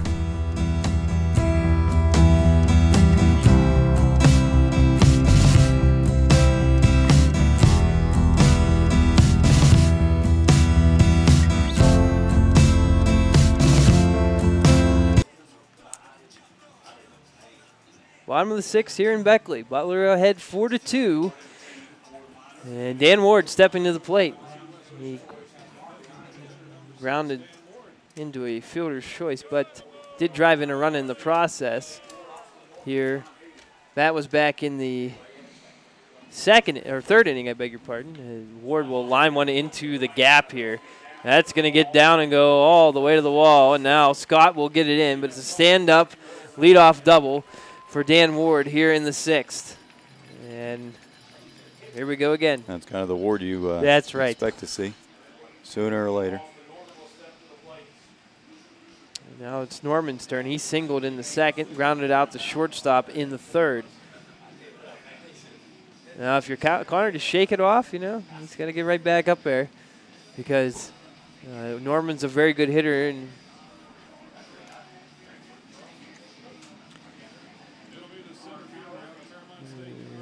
here we go.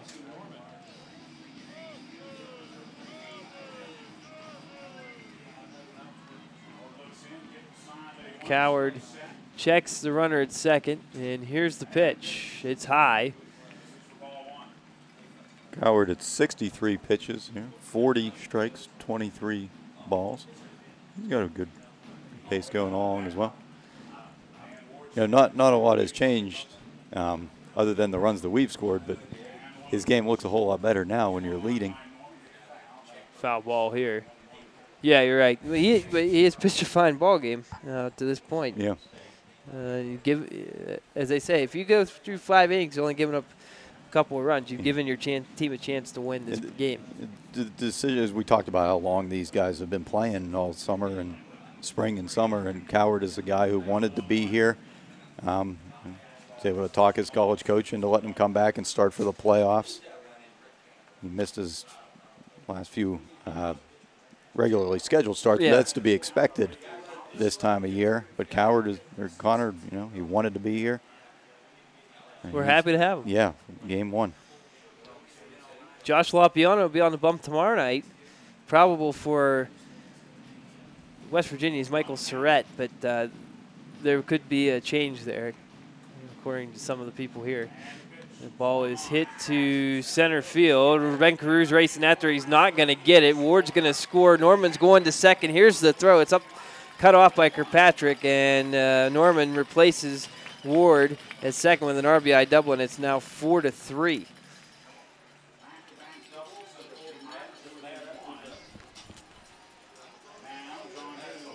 And we'll see if that wakes up the bullpen out there.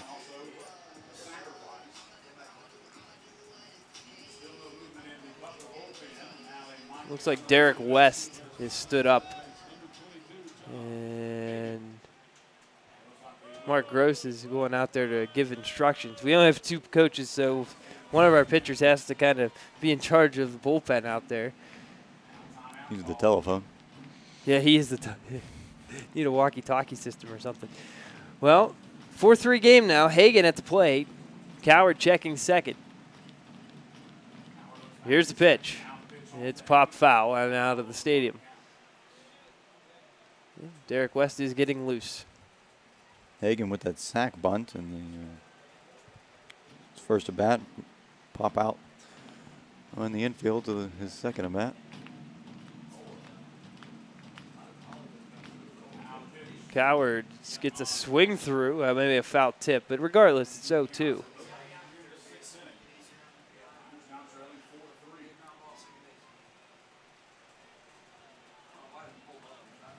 You know, Blue Sox have tended this year to stick with their starter.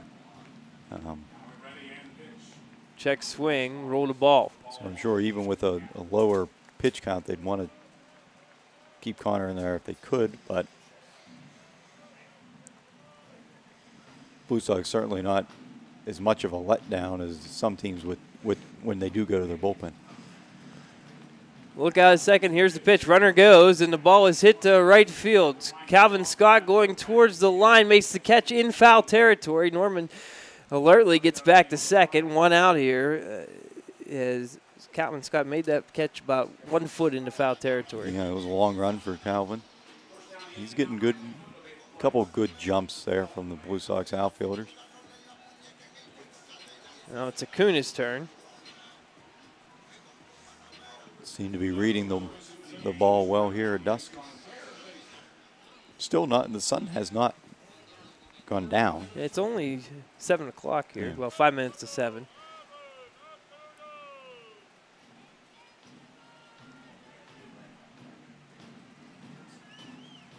Look at second. Here's the pitch. That ball is going to be hit to left field, and that's going to get down. Murphy's going to come up throwing, and that's going to tie the ball game. RBI single by Ivan Acuna. We're at 4-4. Both pitchers struggling here in the 6th. The ball hit to the left side of Murphy. He really had no chance to catch that, run over to his left, catch the ball, and throw it in with his right hand. It looks like Josh Ford's going to come out for a mound visit. Double barrel action in the bullpen. Derek West, and I cannot tell who the other guy is. I can tell Derek West because he's so tall. I think it's Fotalski.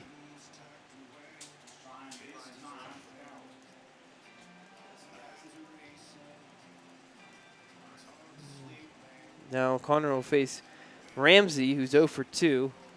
So last inning we said brand new ball game, and reset that again. This is the kind of thing you expect in a playoff team. Top 2 teams in the East Division. You know it's not going to be easy. No.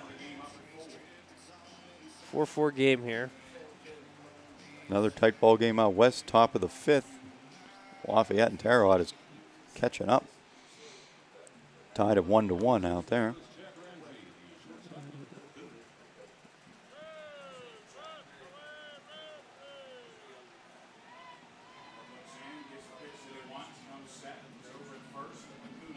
Here's the pitch. It's outside to Chad Ramsey. A strikeout victim in the 4th, a flyout victim in the 2nd.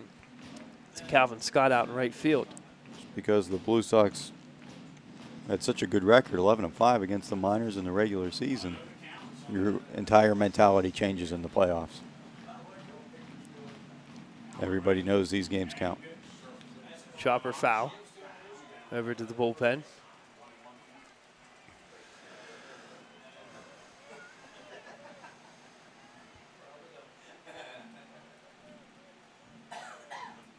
Ramsey hitting .261. He's here for, appeared in half the games, 33 games for the Miners, 30 hits. Coward stares in. Here's his 1-1. Fastball hit the center field. Drifting over towards left center is Ben Crew. He's got it 2 away.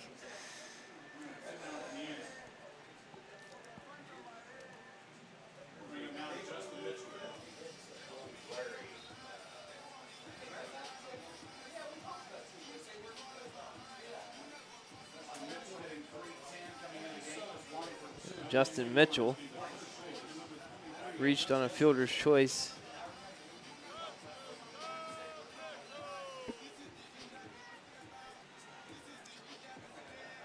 In the 4th inning. Hard single in the 3rd.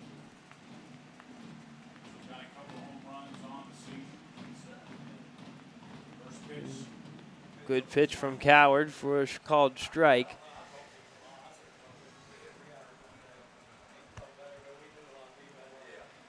A 4-4 ball game. 8 hits for Butler, 6 for West Virginia, 1 error for the Blue Sox, and none for the Miners. Good pitch in there for a strike, living on the outside edge 2 times in a row. And now you got him where you want him.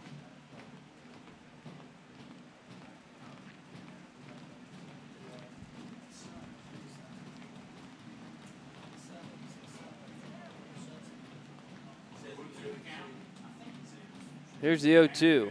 That misses high. Not a bad spot. 0-2 though.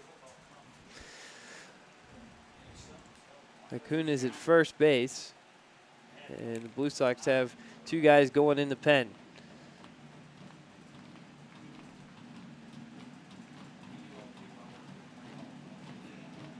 Runner goes, pitch high, throw down. It's going to be in time to get him.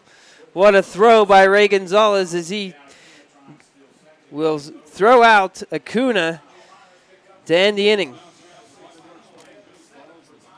Nice tag, too, by Kirkpatrick out there. 2 runs come in on 3 hits. No errors and no one left on base. We'll go to the 7th. It is 4-4.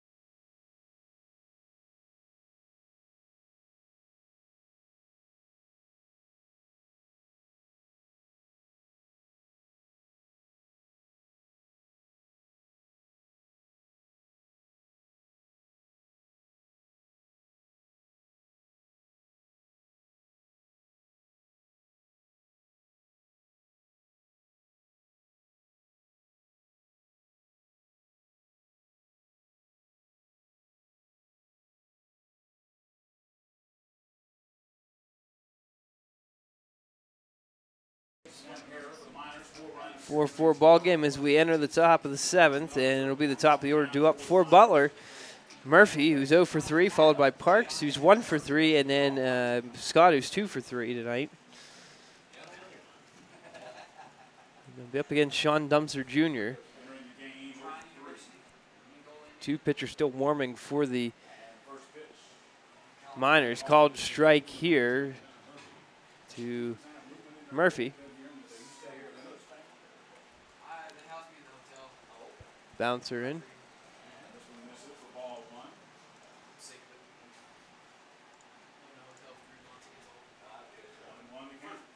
1-1 count. And, oh, that nearly hit Murphy, but he was able to slide his elbow out of the way. Kind of an interesting decision there for the Miners at the end of that last inning to send Acuna. He's just 2 for 4 in stolen bases this year. 3-1 here. They paid the price for that one. Yes, they did. That was a great throw by Ray Gonzalez. Solid catcher.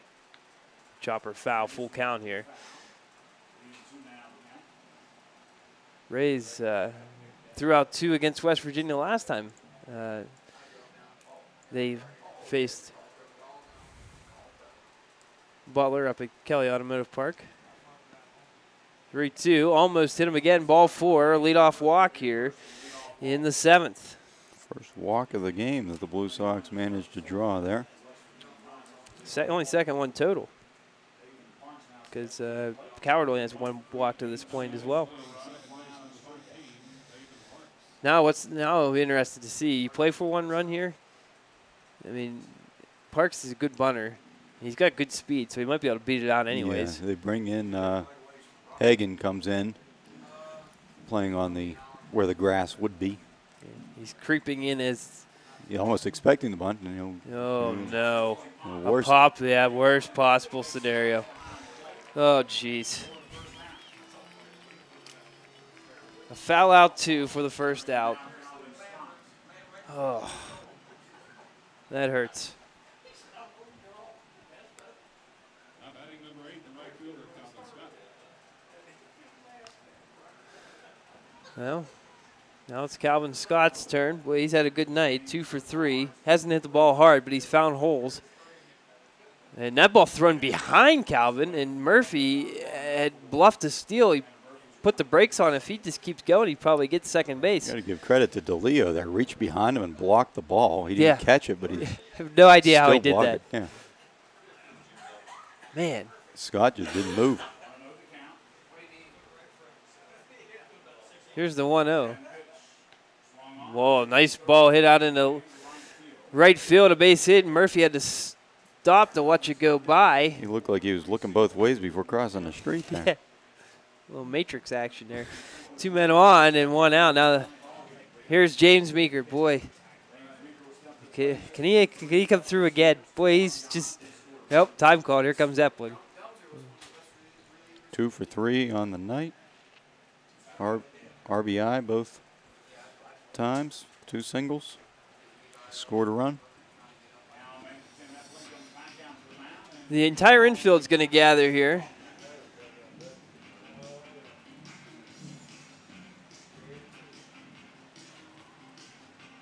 Gonzalez on deck.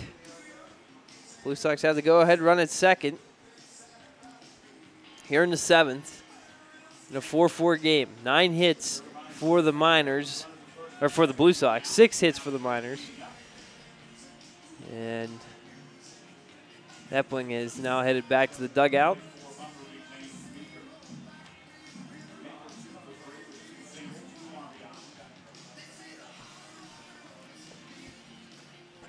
West still throwing out there, as is Witalski. But they're not really, they're just throwing. They're not really getting up and getting hot by any means.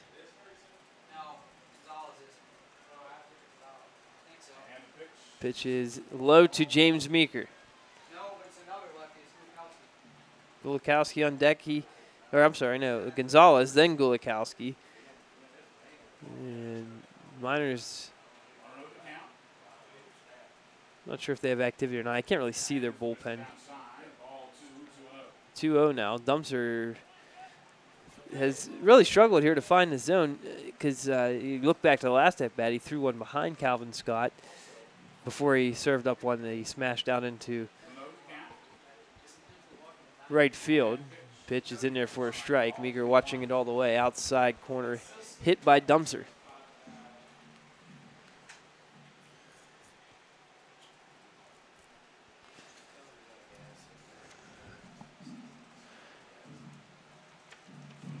Here's the 2-1. That's a called strike. Good pitch there. Very, very good pitch. Probably the best pitch that Dumpster's thrown all game. 2-2 to James Meeker. And here it is. And the ball's popped up. That's going to be a tough play. Racing over and making the catch by the dugout is John Hagen for the second out. Wow. He slid, and he's lucky he did, because he would have taken Tim Epling out. Yeah. Not a lot of padding near the railing. It's just kind of a concrete fence they got there. Wall. All right, well, 2 down, and now Ray Gonzalez at the plate. It's a big out. Yeah, it was. And that's a game of millimeters there. Epling and... Yeah, that same hit in Butler is in the 4th row. Yeah. But Epling was instructing his infielders to move. And I don't think they did, so he was in there just waving his arm. And finally, I think he got their attention. Gonzalez down 0-1. Here's the pitch. It's inside, and now it looked like they were going to try a snap throw to first, but DeLeo lost the handle. Those are dangerous. You make a mistake there, you give up a run. Yeah. So it's probably a blessing he lost it. There's really nowhere Scott can go. Right. He's not even being held on. That's the thing. You throw that ball into right field, Murphy's scoring for sure. 0-2. Oh, that was called a strike? That was a strike. Really? 0-2 delivery. Fouled off straight back. Comes the ball boy out to get it.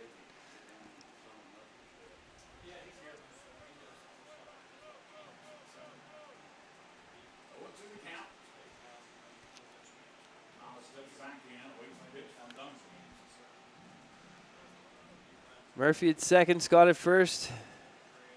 0-2 count.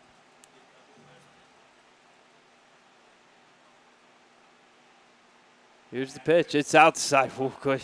You gotta give DeLeo credit, boy. He's done yeoman's work behind home plate this inning. Really, throughout the game. Yeah, but in particularly. Had one high throw down to second base, but other than that. That really didn't hurt him either. Right. 1-2. Gonzalez strikes out, and that will end the inning.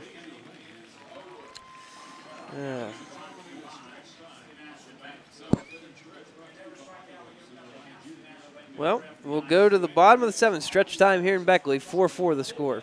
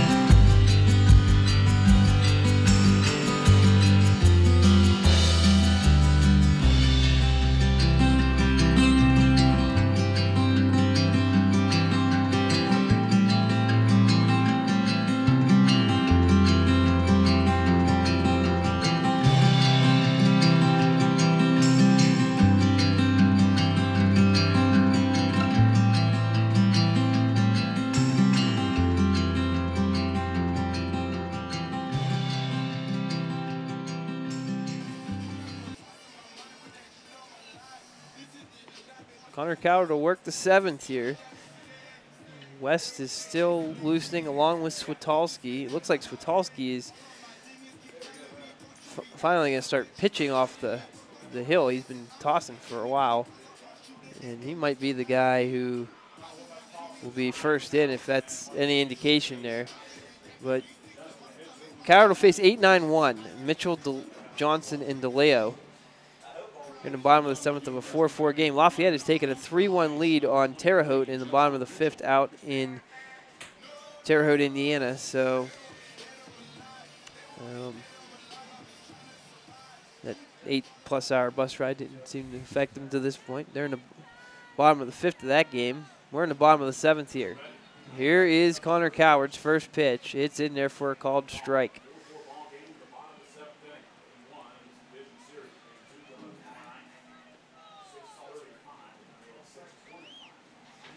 4-4 game. Here's the pitch. It's low. Good block by Gonzalez.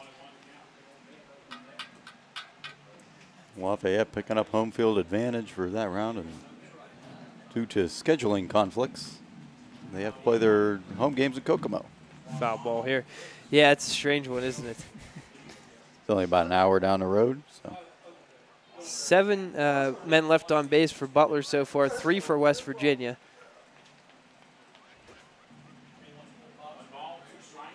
Nice to have a sister city that you can go down and play. Foul ball straight back. Little ball boy getting a workout here.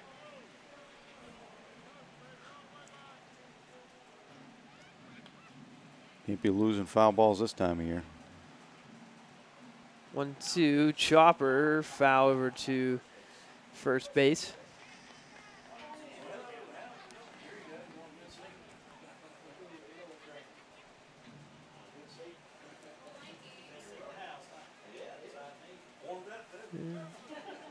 After running all the way out there to get that ball, they made him go back out there and give him umpire baseballs. 1-2 delivery, another foul ball.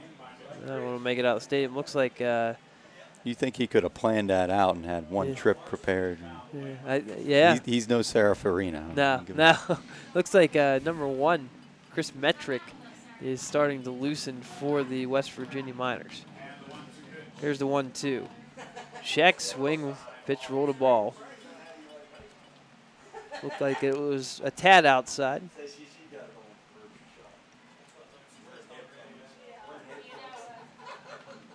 Switalski the only guy loosening now, it looks like, for the Blue Sox. Ground ball to second base. Parks' throw to first will retire Mitchell for the first out.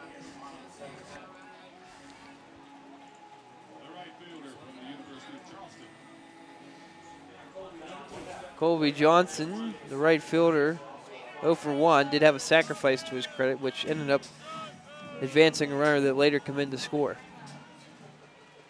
Coward up to 87 pitches.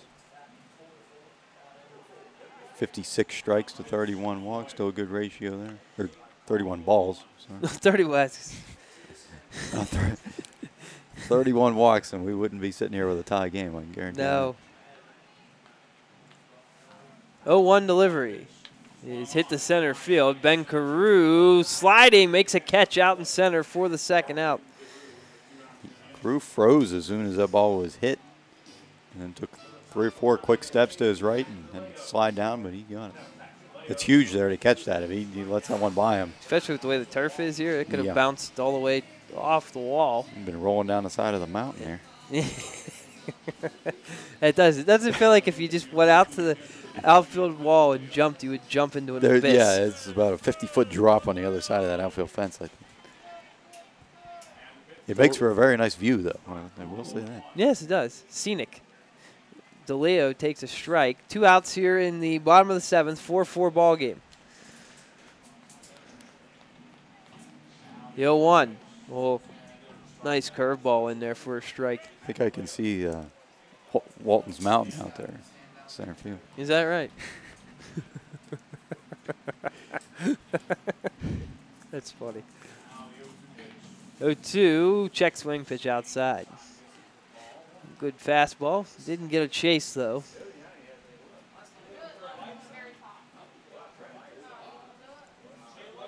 A pause and the 1-2. Outside again.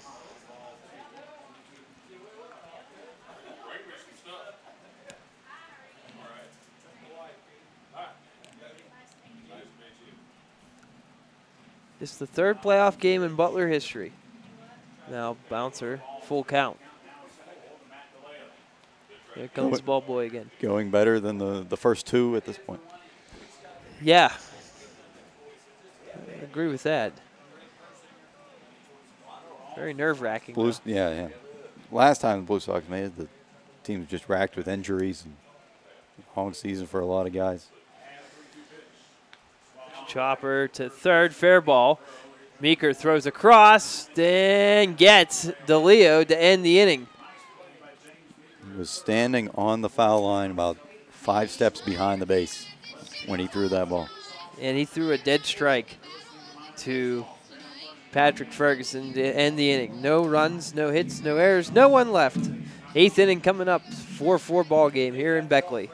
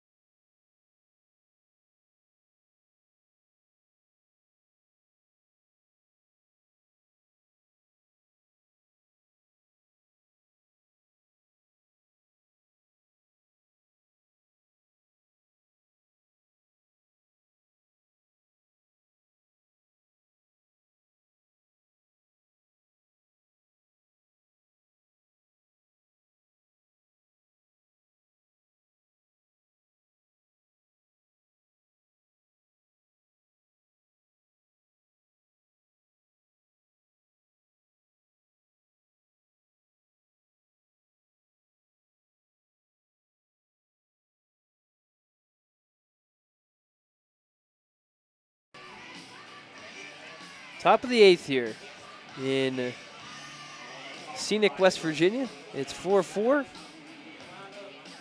Jaron still joined by Patrick Reddick tonight. He's been on the call for every road game this summer, all 3 of them. Usually the scorekeeper at the ballpark. He'll be back there tomorrow night. I'll have Joel Norman and Kellen Gursky on with me. And it'll either be a do-or-die situation or we'll be in the catbird seat. We're going to find out here shortly. First pitch is a ball from Dumpster to Gulikowski. Myers sticking with Dumpster Jr. here? Yeah. I think they like the fact that both pitchers are number 26. They're sticking with that theme. Symmetry. Dumpster has thrown 34 pitches in 1 2/3 innings. This is kind of rare territory for these teams. When tied after 7 innings, whoop. Oh, ball hit deep to right center. And that ball is off the wall out there, nearly a home run, but it will settle for a leadoff stand-up double. I lost it. It must have hit a white part of a sign out there. What a white outfield fence sign. I certainly looked like it had the distance off the bat. It just hit off the top of the wall. Look, I think it hit that First Community Bank sign. And it rolled around out there for a little bit. But Gulikowski's got a double to lead it off here for Ferguson now. And a big potential go-ahead run out at second base. Gulikowski with his 2nd straight double. What a find this guy was. Late season pickup. Ferguson bunts. That's going to go foul. I bet he is not asked to do that too often. This is the kind of small ball I would have to say I object to. You object to it? Just based on Ferguson, I'm sure, as you said, he can't possibly have been sacrificing guys over very often. Maybe he's been putting in some work on his bunting and batting practice, but with first base open here, you got to let him swing away. Yeah, and now he fouls it off. Ooh, look out. Chair down. We got to pump this thing back up. Ferguson intentionally walked his last at bat. I kicked my own chair out. All right. Yeah, 0-2 now.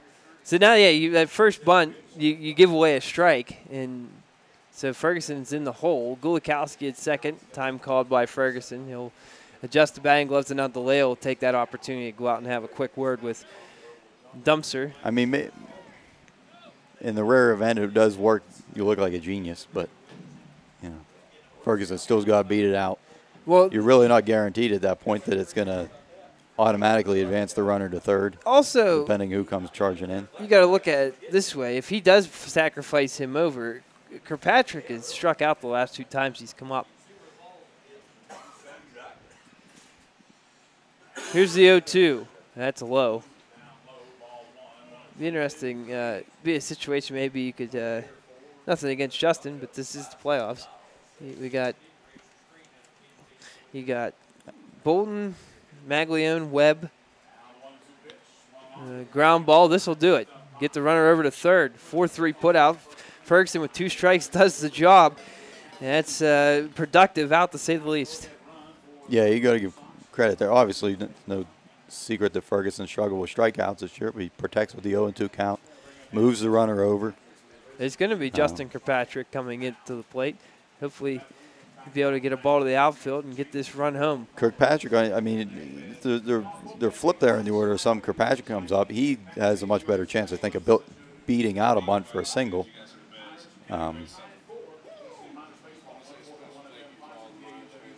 See what the Miners do here, if they're going to.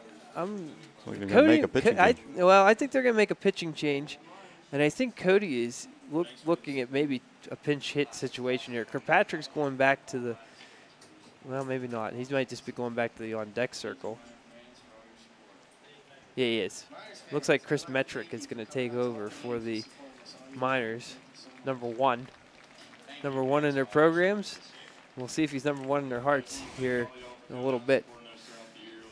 Metrick, another short guy. Not that I have much room to talk myself, but also 5'10", like Dumpster Jr. was.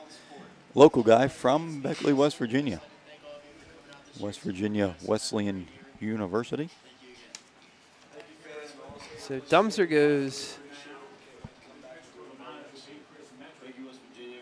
2 innings. He's responsible for the runner on. He allowed 2 hits, 1 walk, and 2 strikeouts. Kirkpatrick.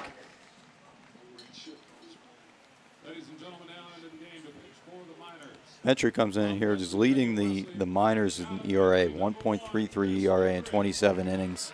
Maglione, I'm sorry to cut you off. Maglione just come out of the dugout and gave Kirkpatrick a fist bump and a slap on the back, so he's trying to encourage him here. Go ahead. Metrick, 38 strikeouts in those 27 innings. So if you're the Miners here, you got to like this move here, bringing in their closer, 8 saves on the year, and they're bringing him in here in obviously what's likely to be one of the highest leverage situations. The 8th inning, top of the 8th inning, yes. Guy on second base with just 1 out. Yeah, he's a side armor too, Metrick. You're right. You're going to ask him to go, probably a couple innings here. And it's also the playoffs. This is a situation where tonight, if you're West Virginia, you got. Not that Butler doesn't want to win this game, but I feel like this is almost a must-win game for them. They don't want to go down 1-0 coming up, especially when you're in a 4-4 game. Mm-hmm. Going up to Butler, knowing you would have to win twice there to advance, and you're putting all his cards on the table. You used Dumpster, which was probably his best setup guy, and now Metrick. And it's going to be tough to see if they're going to be available tomorrow if they both go an extended amount. I mean, Dumpster goes 2 innings. He threw almost 40 pitches in this game, maybe over. And so now Metrick, you're asking him to come in the 8th inning. So, I mean, you're probably going to need him to go a couple innings here. It puts a bind on it. I mean, I'd have to agree with him, though, the way he's done it, because you can't be saving your best pitchers at this point. Like you said, the game's so huge. Right. He's managing aggressively with his bullpen. I respect him for it. Kirkpatrick swings and misses at the first pitch.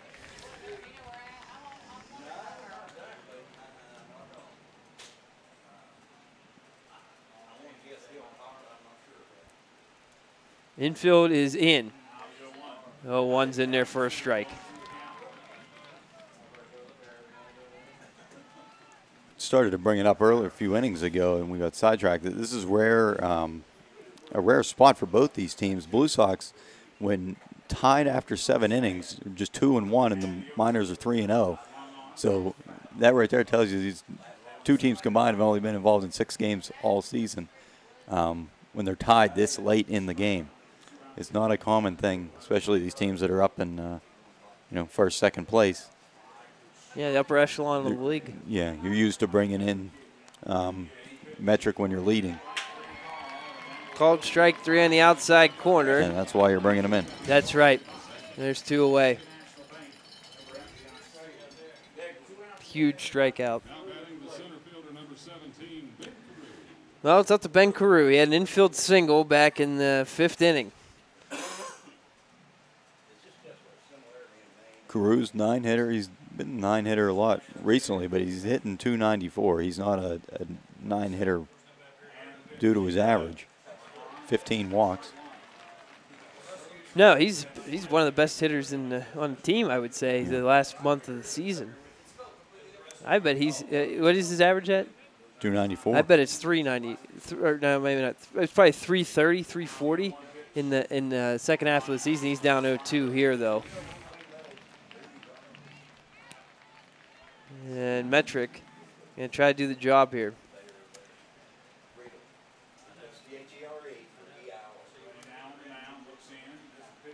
Chris Metric checks the runner at third. Time called. He's going to throw it in anyways. That's pretty much what you should do as a pitcher. You don't want to stop halfway and maybe roll an ankle or doesn't count, but just finish your pitch. Carew is going to get time. He's going to go down and talk to Cody Harold here.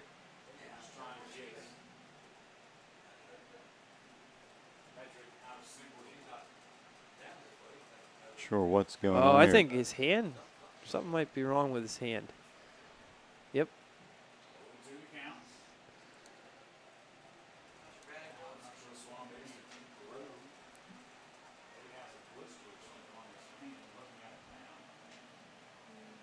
Having a conference here by third base with Here the comes the trainer. home plate umpire and Carew and Cody.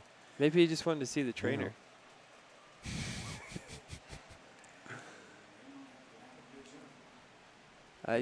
That's rough because Carew's one of our best outfielders. And you don't want to have him exit unless it's something serious. Yeah, he didn't like jump or anything. He wasn't shaking it. It just I just wonder if called, he has like called time out there. A cut or something on his hand. And it looks like Christian Webb is headed into the dugout. He was out there in the bullpen.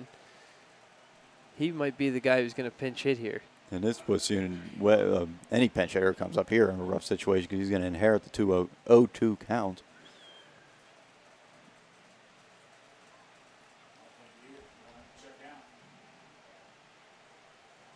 Yeah, Ben's done. He's holding his hand still. That's a huge loss. I hope it ain't serious, but it doesn't look promising.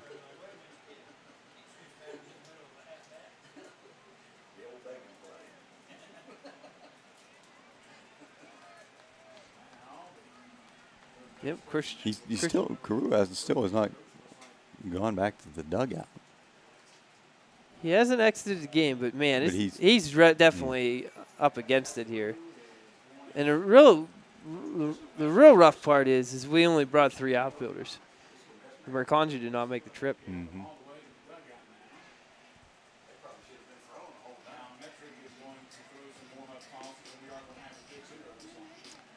So my guess would be move Murphy to center, Scott to left, Webb in right field. Maybe bring Webb in, play first base, put James Meeker out in. They can't do that. I don't know what they're going to do. Bolden's played some right field. Maglione, I could see Mags playing in the outfield. And it looks like Damian Maglione is going to be the pinch hitter here. Webb's headed back out to the bullpen to continue his work with one of the relievers out there, which I believe is, I couldn't tell you. So this is certainly thrown off Metric's momentum here, but Maglione's going to come up here. He's going to have an 0-2 count with the the go-ahead run 90 feet away here with 2 outs. Wow.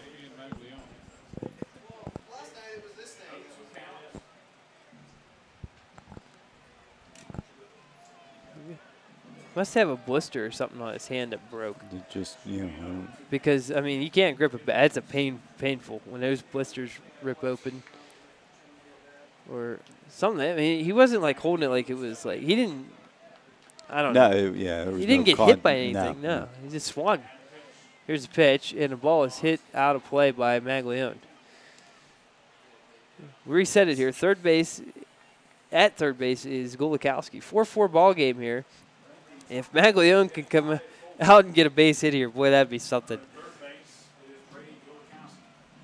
Always got to be ready, sitting on that bench.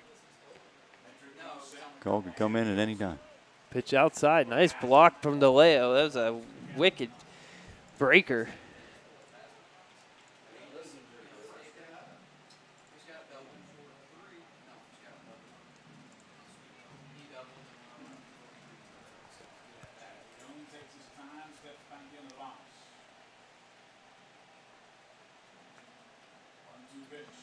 One, two is popped up on the infield. Metric is got it himself. He'll make the catch for the final out. Oh, boy. Another runner stranded at third. Living dangerously here as we go to the bottom of the 8th. It's still 4-4.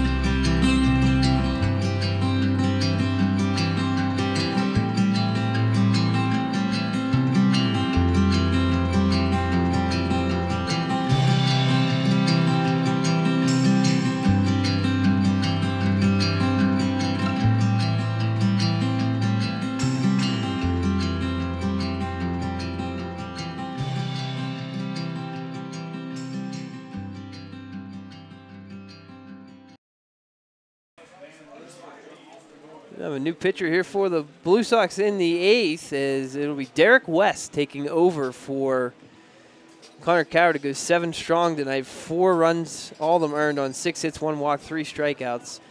West from Pitt will try to keep the Miners off the board here in the bottom of the 8th. West has 7 relief appearances this year, 9.1 innings pitched, 12 strikeouts in 9.1 innings, 5 walks, 2.989 ERA. And we're in a 4-4 ball game here. 10 hits for Butler, 6 for West Virginia. Derek West is ready. Here's his first pitch. It's a fastball, and it's in there for a strike to Eddie Gonzalez, who had an RBI single into third and has grounded out and flown out as well. More scorekeeping fun facts. Oh, boy. That the fly out, if you're keeping score at home, the fly out there, it will be charged to Damian Maglione. I believe if he had struck out on that, the strikeout would have actually gone against Carew because it was 0-2 whenever Maglione took over for him. Yeah, he's in left field now. Tanner Murphy moves to center. I think that's the way that it works. I know it might actually be different for pitchers, but not a common thing to see batter or a pitcher changing in the middle of an at-bat. Bouncer to Ferguson here, and he will take it himself. That's a good way to start it. 3 unassisted for the first out.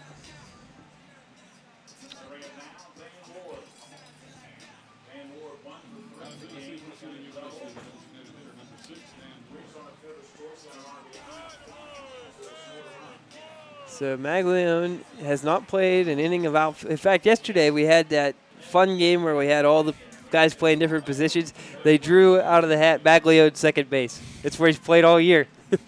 Now he's out in left field tonight in game 1 of the divisional playoff. And this ball is hit deep by Dan Ward to left field. Going back is Maglione. He's not going to get it. It's off the wall. And Ward's going to be in with a stand-up double with 1 out. The go-ahead run is in scoring position. Maglione played that about as well as he could have. Yeah, I don't think anybody was getting to that. 4 feet over his head. He tried. Ward with the second consecutive double. And so now it's Austin Norman's turn. He had a double last time that followed Dan Ward's double.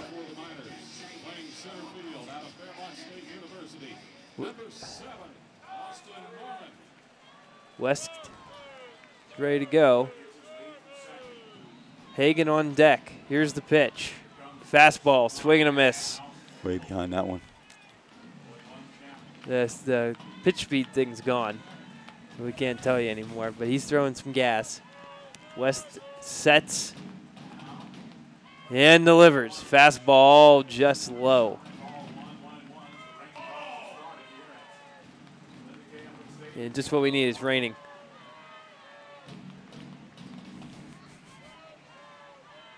One out. Runner at second is Dan Ward. Here's the pitch. Oh my, that's just outside.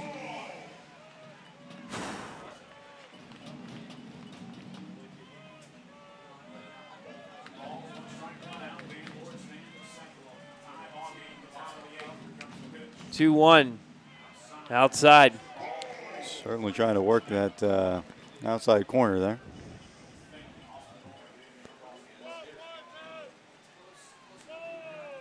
Time called. Gonzalez going to try to calm down Derek West. He didn't have to look up at Connor Coward, but he's got to look way up at Derek West.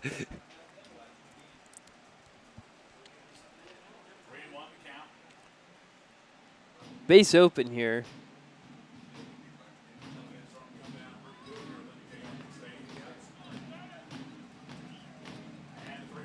Foul ball off of Ray Gonzalez's mask. It's now a full count. Well, Pat, this is the biggest pitch of the ball game to this point, upcoming. And then they just keep getting bigger from here on. Yeah, that's right. This is going to keep going up as the umbrellas open up.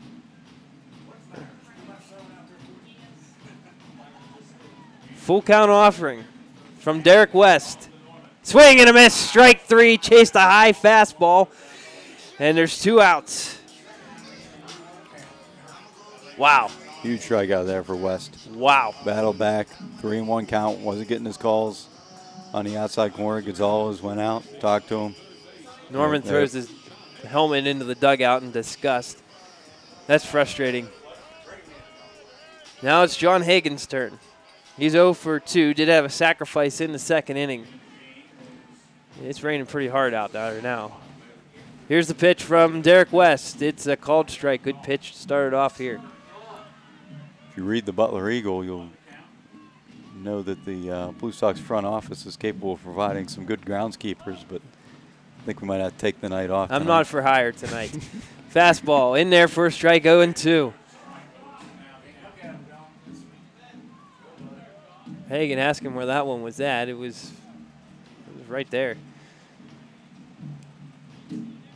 Here's the 0-2. Fastball, foul ball straight back into the net.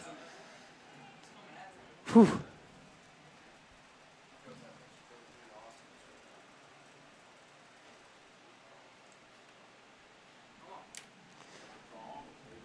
Hagan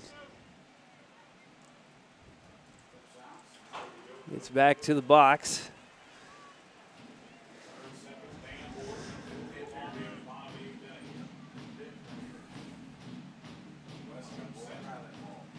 O2 delivery again, fouled off and out of the stadium. So a spoiler from John Hagan.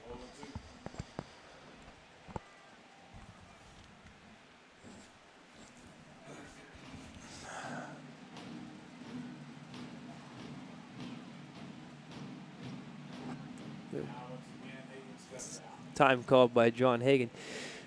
The Rangers cannot leave the Prospect League this year. Ridiculous how much it's rained this summer. 0-2 delivery again from West. Oh, low. Good take by John Hagan. Also a good 0-2 pitch.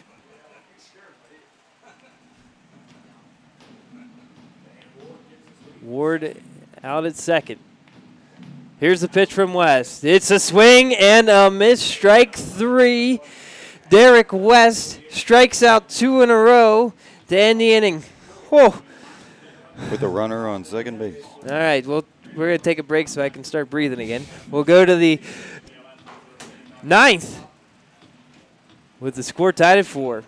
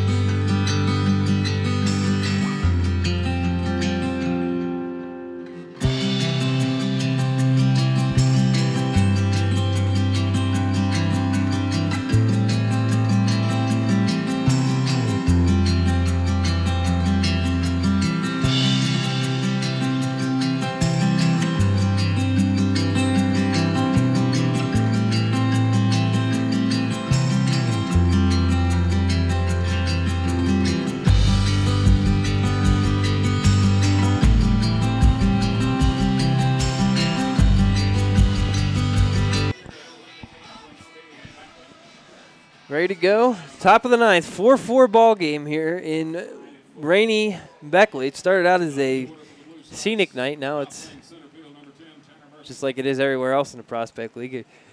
Raining. We went out to Champion City, rained. Play a home game, rains. Come down here, raining. Pop up to center field here by Tanner Murphy to begin it in the 9th. Norman makes the catch, 1 away.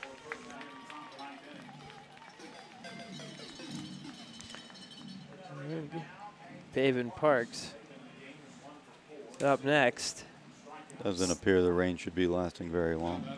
Temperature has dropped, though, 10 degrees since we started this game.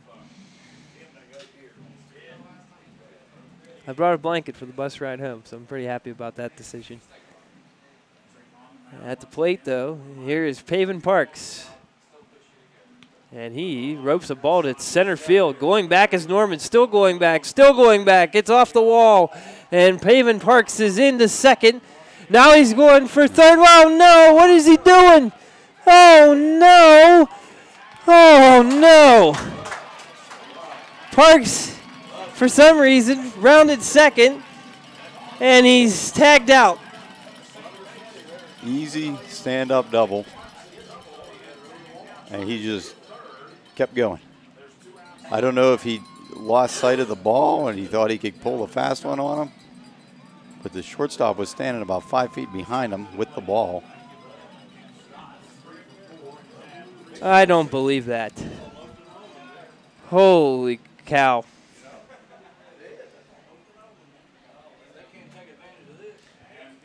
Calvin Scott takes a strike. We've made some blunders here tonight, but we're still tied at 4. Scott takes a strike. That's a momentum killer.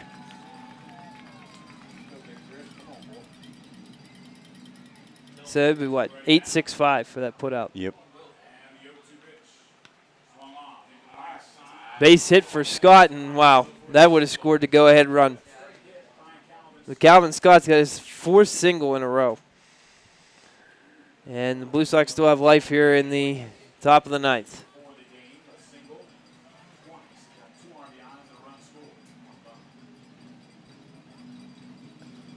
That's James Meeker's turn.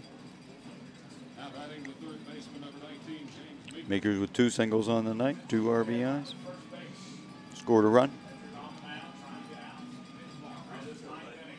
Runner goes. Throw down. Not in time. It's out into center field. Scott can't get up, though, so we'll have to stay at second. He's having a lot of trouble out there with that second base. He's hurt. Oh, no. That's even worse. Thinking with the rain, we see it commonly at Kelly Automotive Park that when it rains, guys overslide.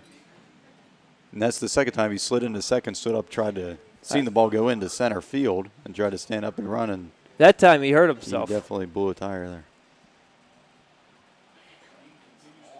All the luck that we've had in the regular season, these last few weeks have been rough. Scott's going to stay in the game, though, so maybe he just got the wind knocked out of him. Possible the way he kind of belly flopped. Yeah. He may have just landed on his chest coming back down. All right. That's good. We already lost Carew. We're down to 2 outfielders at this point. And Metric and Epling are having a discussion out there during this injury timeout. Scott's fine. He's chatting with Acuna. Yeah, count as a mound visit here. It has to, right? Yeah. Yeah, okay. I was gonna say. Scott at second base. Meeker looking to get him home. 4-4 the score. 12 hits for Butler, 7 for West Virginia. Derek West would most likely be coming out for the 9th because nobody is throwing in the bullpen of the Blue Sox. Here's the pitch. It is in there for a strike. It's 0-2. If you can live on that outside edge, it's going to be tough to hit.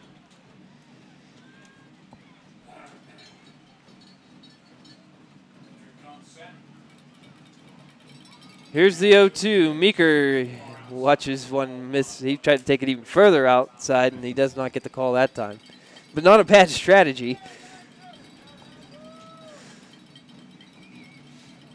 Meeker just looking to put the ball in play. Get it out there and let the chips fall where they may.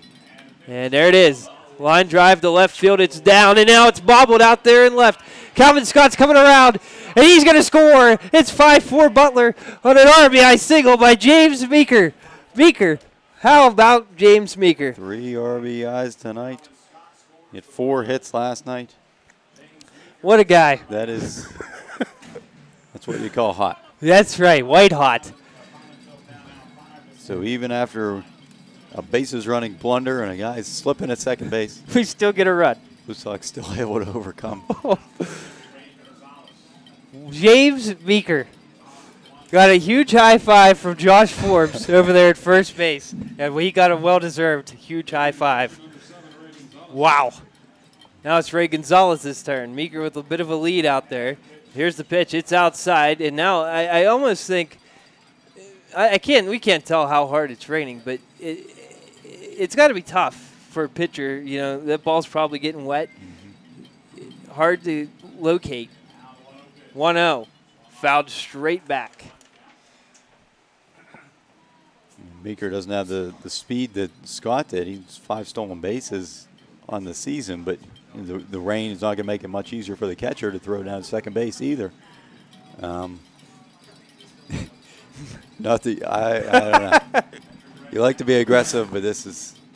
Oh, ball hit the center field. That looks like it's going to hang up, though, and it will for Norman out there for the final out. But James Meeker comes through with an RBI single that scores Calvin Scott in the top of the 9th to give the Blue Sox the lead 5-4.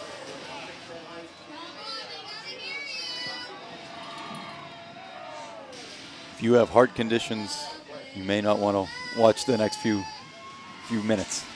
I'm going to step outside then.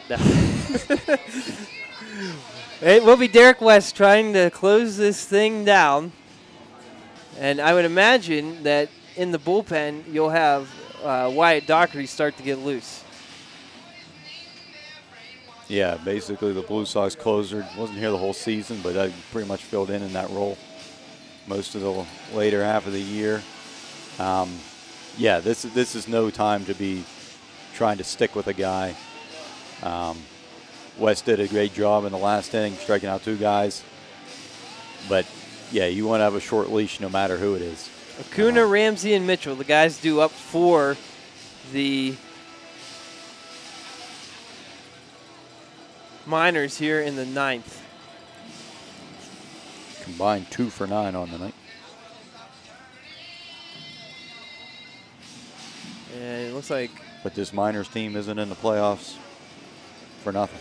And they don't have the pedigree for nothing either. Not just this year, but Tim Epling has done a lot of good things down here. Yeah, you do not want to estimate the Miners. 5-4 Butler. And it'll be Ivan Acuna, the first guy to the plate. He is 1 for 3 tonight. Has also reached on an error. Had an RBI single and struck out. Here's the first pitch from Derek West. It's a broken bat flare. Caught by Fitzpatrick. The first base umpire. Yeah, he said he caught it. Caught it yep. on the fly. That's one quick out here. I mean, give credit to Kirkpatrick there. He got up right away. He fired to first base. And threw it to first base just to be sure.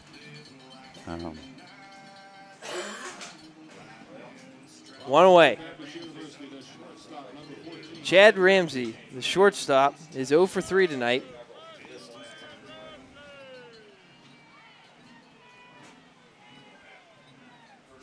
Here's the pitch. Swing and a miss.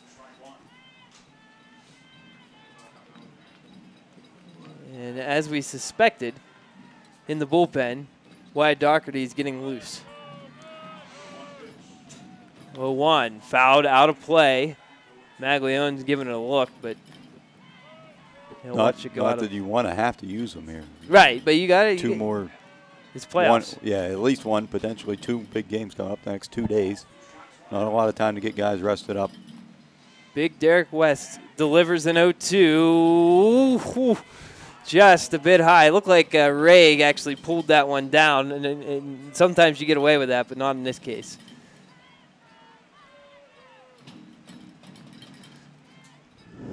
That's a tough pitch to leave go 0-2, though. Here's the 1-2. Swing and a miss. Strike 3. 2 down here in the 9th. You've been better off swinging at the last one there. Yeah, you're absolutely right. So now the Miners are down to Justin Mitchell. Singled and scored in the 3rd. Reached on a fielder's choice in the 4th. Grounded to 2nd in the 7th.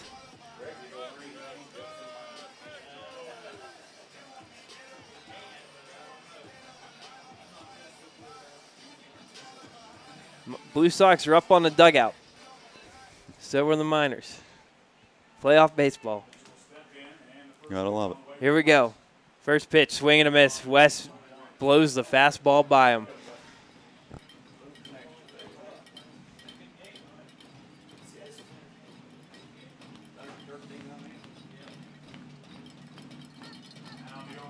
A 1 swing and a miss.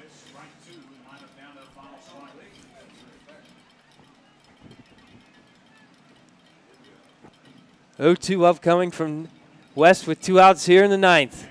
Here's the pitch. Outside. Possibly high too, but definitely outside.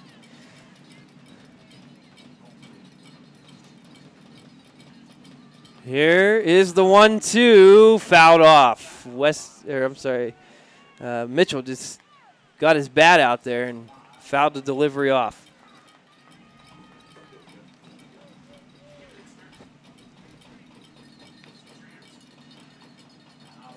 Here we go again. 1-2. Ball laced to left field. That's a fair ball. And it'll get down. Maglione will get to it. Mitchell's around first, headed for second. And he will be there with a double. A 2-out double, and the Miners are still breathing.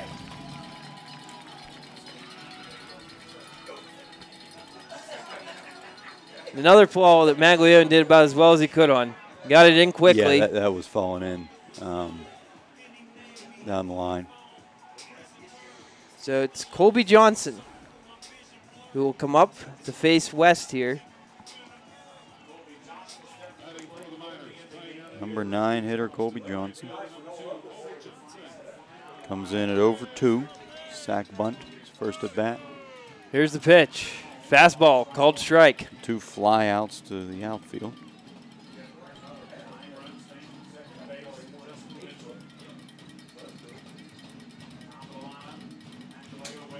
Here's the pitch.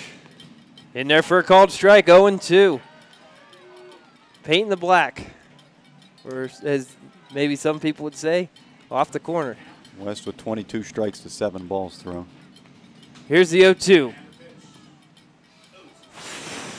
Just low. Just low.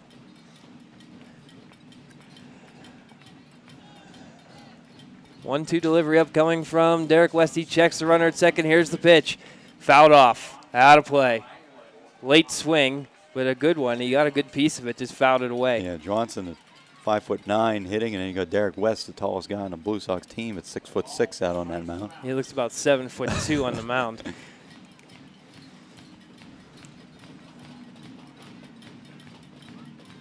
1-2 again. Fastball popped up, and that will make it out of the stadium. Johnson's battling here. Not making it easy. Yeah, well, that's talked about on the way down. We figured it wasn't going to be easy. Never is against the minors. Or in the playoffs. No matter or how many anything. times you beat them. That's right. We've learned anything in 8 years. 1-2 again. Fouled off 3 in a row that Colby Johnson has battled off here. And, boy, he's putting together a heck of an effort here.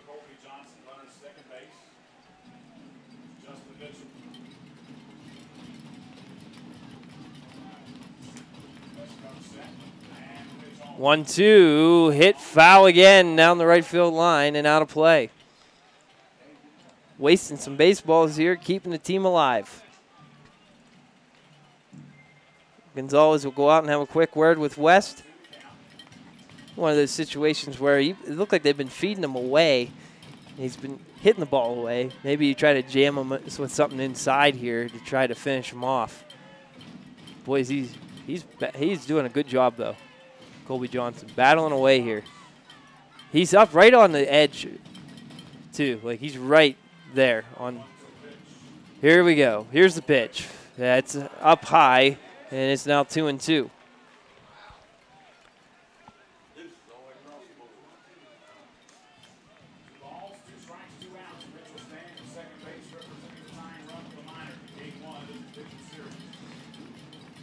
Two-two delivery, fouled off again. Colby Johnson not going away.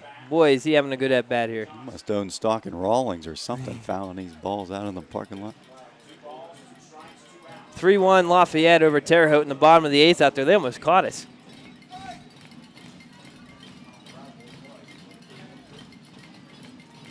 Two-two again. Mitchell at second. Here's the pitch. Swing and a miss, strike 3. That'll do it. The Blue Sox win their first ever playoff game. Derek West strikes out Johnson in an unbelievably good battle. But West wins the war, and the Blue Sox win the game 5-4. Wow. Whew. Derek West comes in with 1 out. Or I'm sorry. Yeah, 1 out in the 8th inning. Yep. Strikes out the last 2 batters to get out of that jam with a runner on second base. And then 2 strikeouts. The second one with a man standing at second base again in the 9th inning. He'll pick up the win. Yes, he will. And he is the first ever Blue Sox pitcher to have that honor. And boy, was it a wild night here. What a game. What a ball game. That's what he asked for in the playoffs. You know, 2 really good teams. One team's going to win it. And we're thankful to go up 79 with a victory here tonight. Yeah, close to the end there. Came down to the very final inning. Pavin Parks led off the scoring. He singled back in the first. Then James Meeker drove him in. You'll hear that again here a little bit later. That made it 1-0. And then after that, the Miners scored a pair of runs in the third. A single by Mitchell. He later scored on an RBI single by Gonzalez. Then Dan Ward grounded into a fielder's choice to score DeLeo, who walked earlier in the inning to make it 2-1. Then Butler got going in the 6th. Scott with a 1-out single, then stole a base, came in to score on a James Meeker, you guessed it, RBI single. Then it was Ray Gonzalez who drove in Meeker with an RBI single. Then Brady Gulikowski smashed a double to the wall that brought in Gonzalez. That at the time made it 4-2. Then right back in the 6th inning, Dan Ward doubled, and then Austin Norman had an RBI double. That made it a tie ball game, and that stood until the top of the 9th when James Meeker hit an RBI single out the left field that scored Calvin Scott, and that proved to be the difference here tonight. 5-4 your final score. You got to give Coward credit. He throws 7 solid innings tonight. 4 runs, 6 hits, 1 walk, 3 strikeouts. Derek West shuts the door after that and picks up the win. The losing pitcher will be Chris Metrick. He gave up 1 run in 1 2/3. 1 2/3. Yep. On to tomorrow night, 6:35. We have a chance to clinch a spot in the championship after going up 1-0 here tonight. What a ball game. We've been waiting for this since we left Chillicothe that night on a bus back in 2014, and it finally came 3 years later. This is awesome. That was everything you could expect and more. 5-4 game, close all the way. Both teams throwing their top pitchers. It really felt like it could come down to any pitch. Colby Johnson with that last at-bat. That was a heck of an at-bat. Yeah. And he just lost the war. Yeah. Well, Pat, we're going to have some celebrating to do on that ride home here tonight. If you're going to spend 10 hours in a day on a bus, you might as well do it with a win. Yeah, that's a good way to do it. Well, I want to thank everybody out there for listening tonight. We appreciate it, and we enjoy doing it, if you can't tell. And we'll do it again tomorrow night at 6:35 when the Miners come up north. They take 79 north, and we'll try to close out this series with Josh Lapiana in the hill. Michael Surratt, the probable for West Virginia. For my broadcast partner, Patrick Reddick, who I thank for coming down with me. He's got a long day ahead of him tomorrow. I'm Jaron Steele, and we're going to do it again tomorrow, 6:35. Final score tonight, Butler 5, West Virginia 4. They take a 1-0 game, 1-0 series lead heading into tomorrow night. Thanks for listening, and have yourselves a good night. Talk to you tomorrow.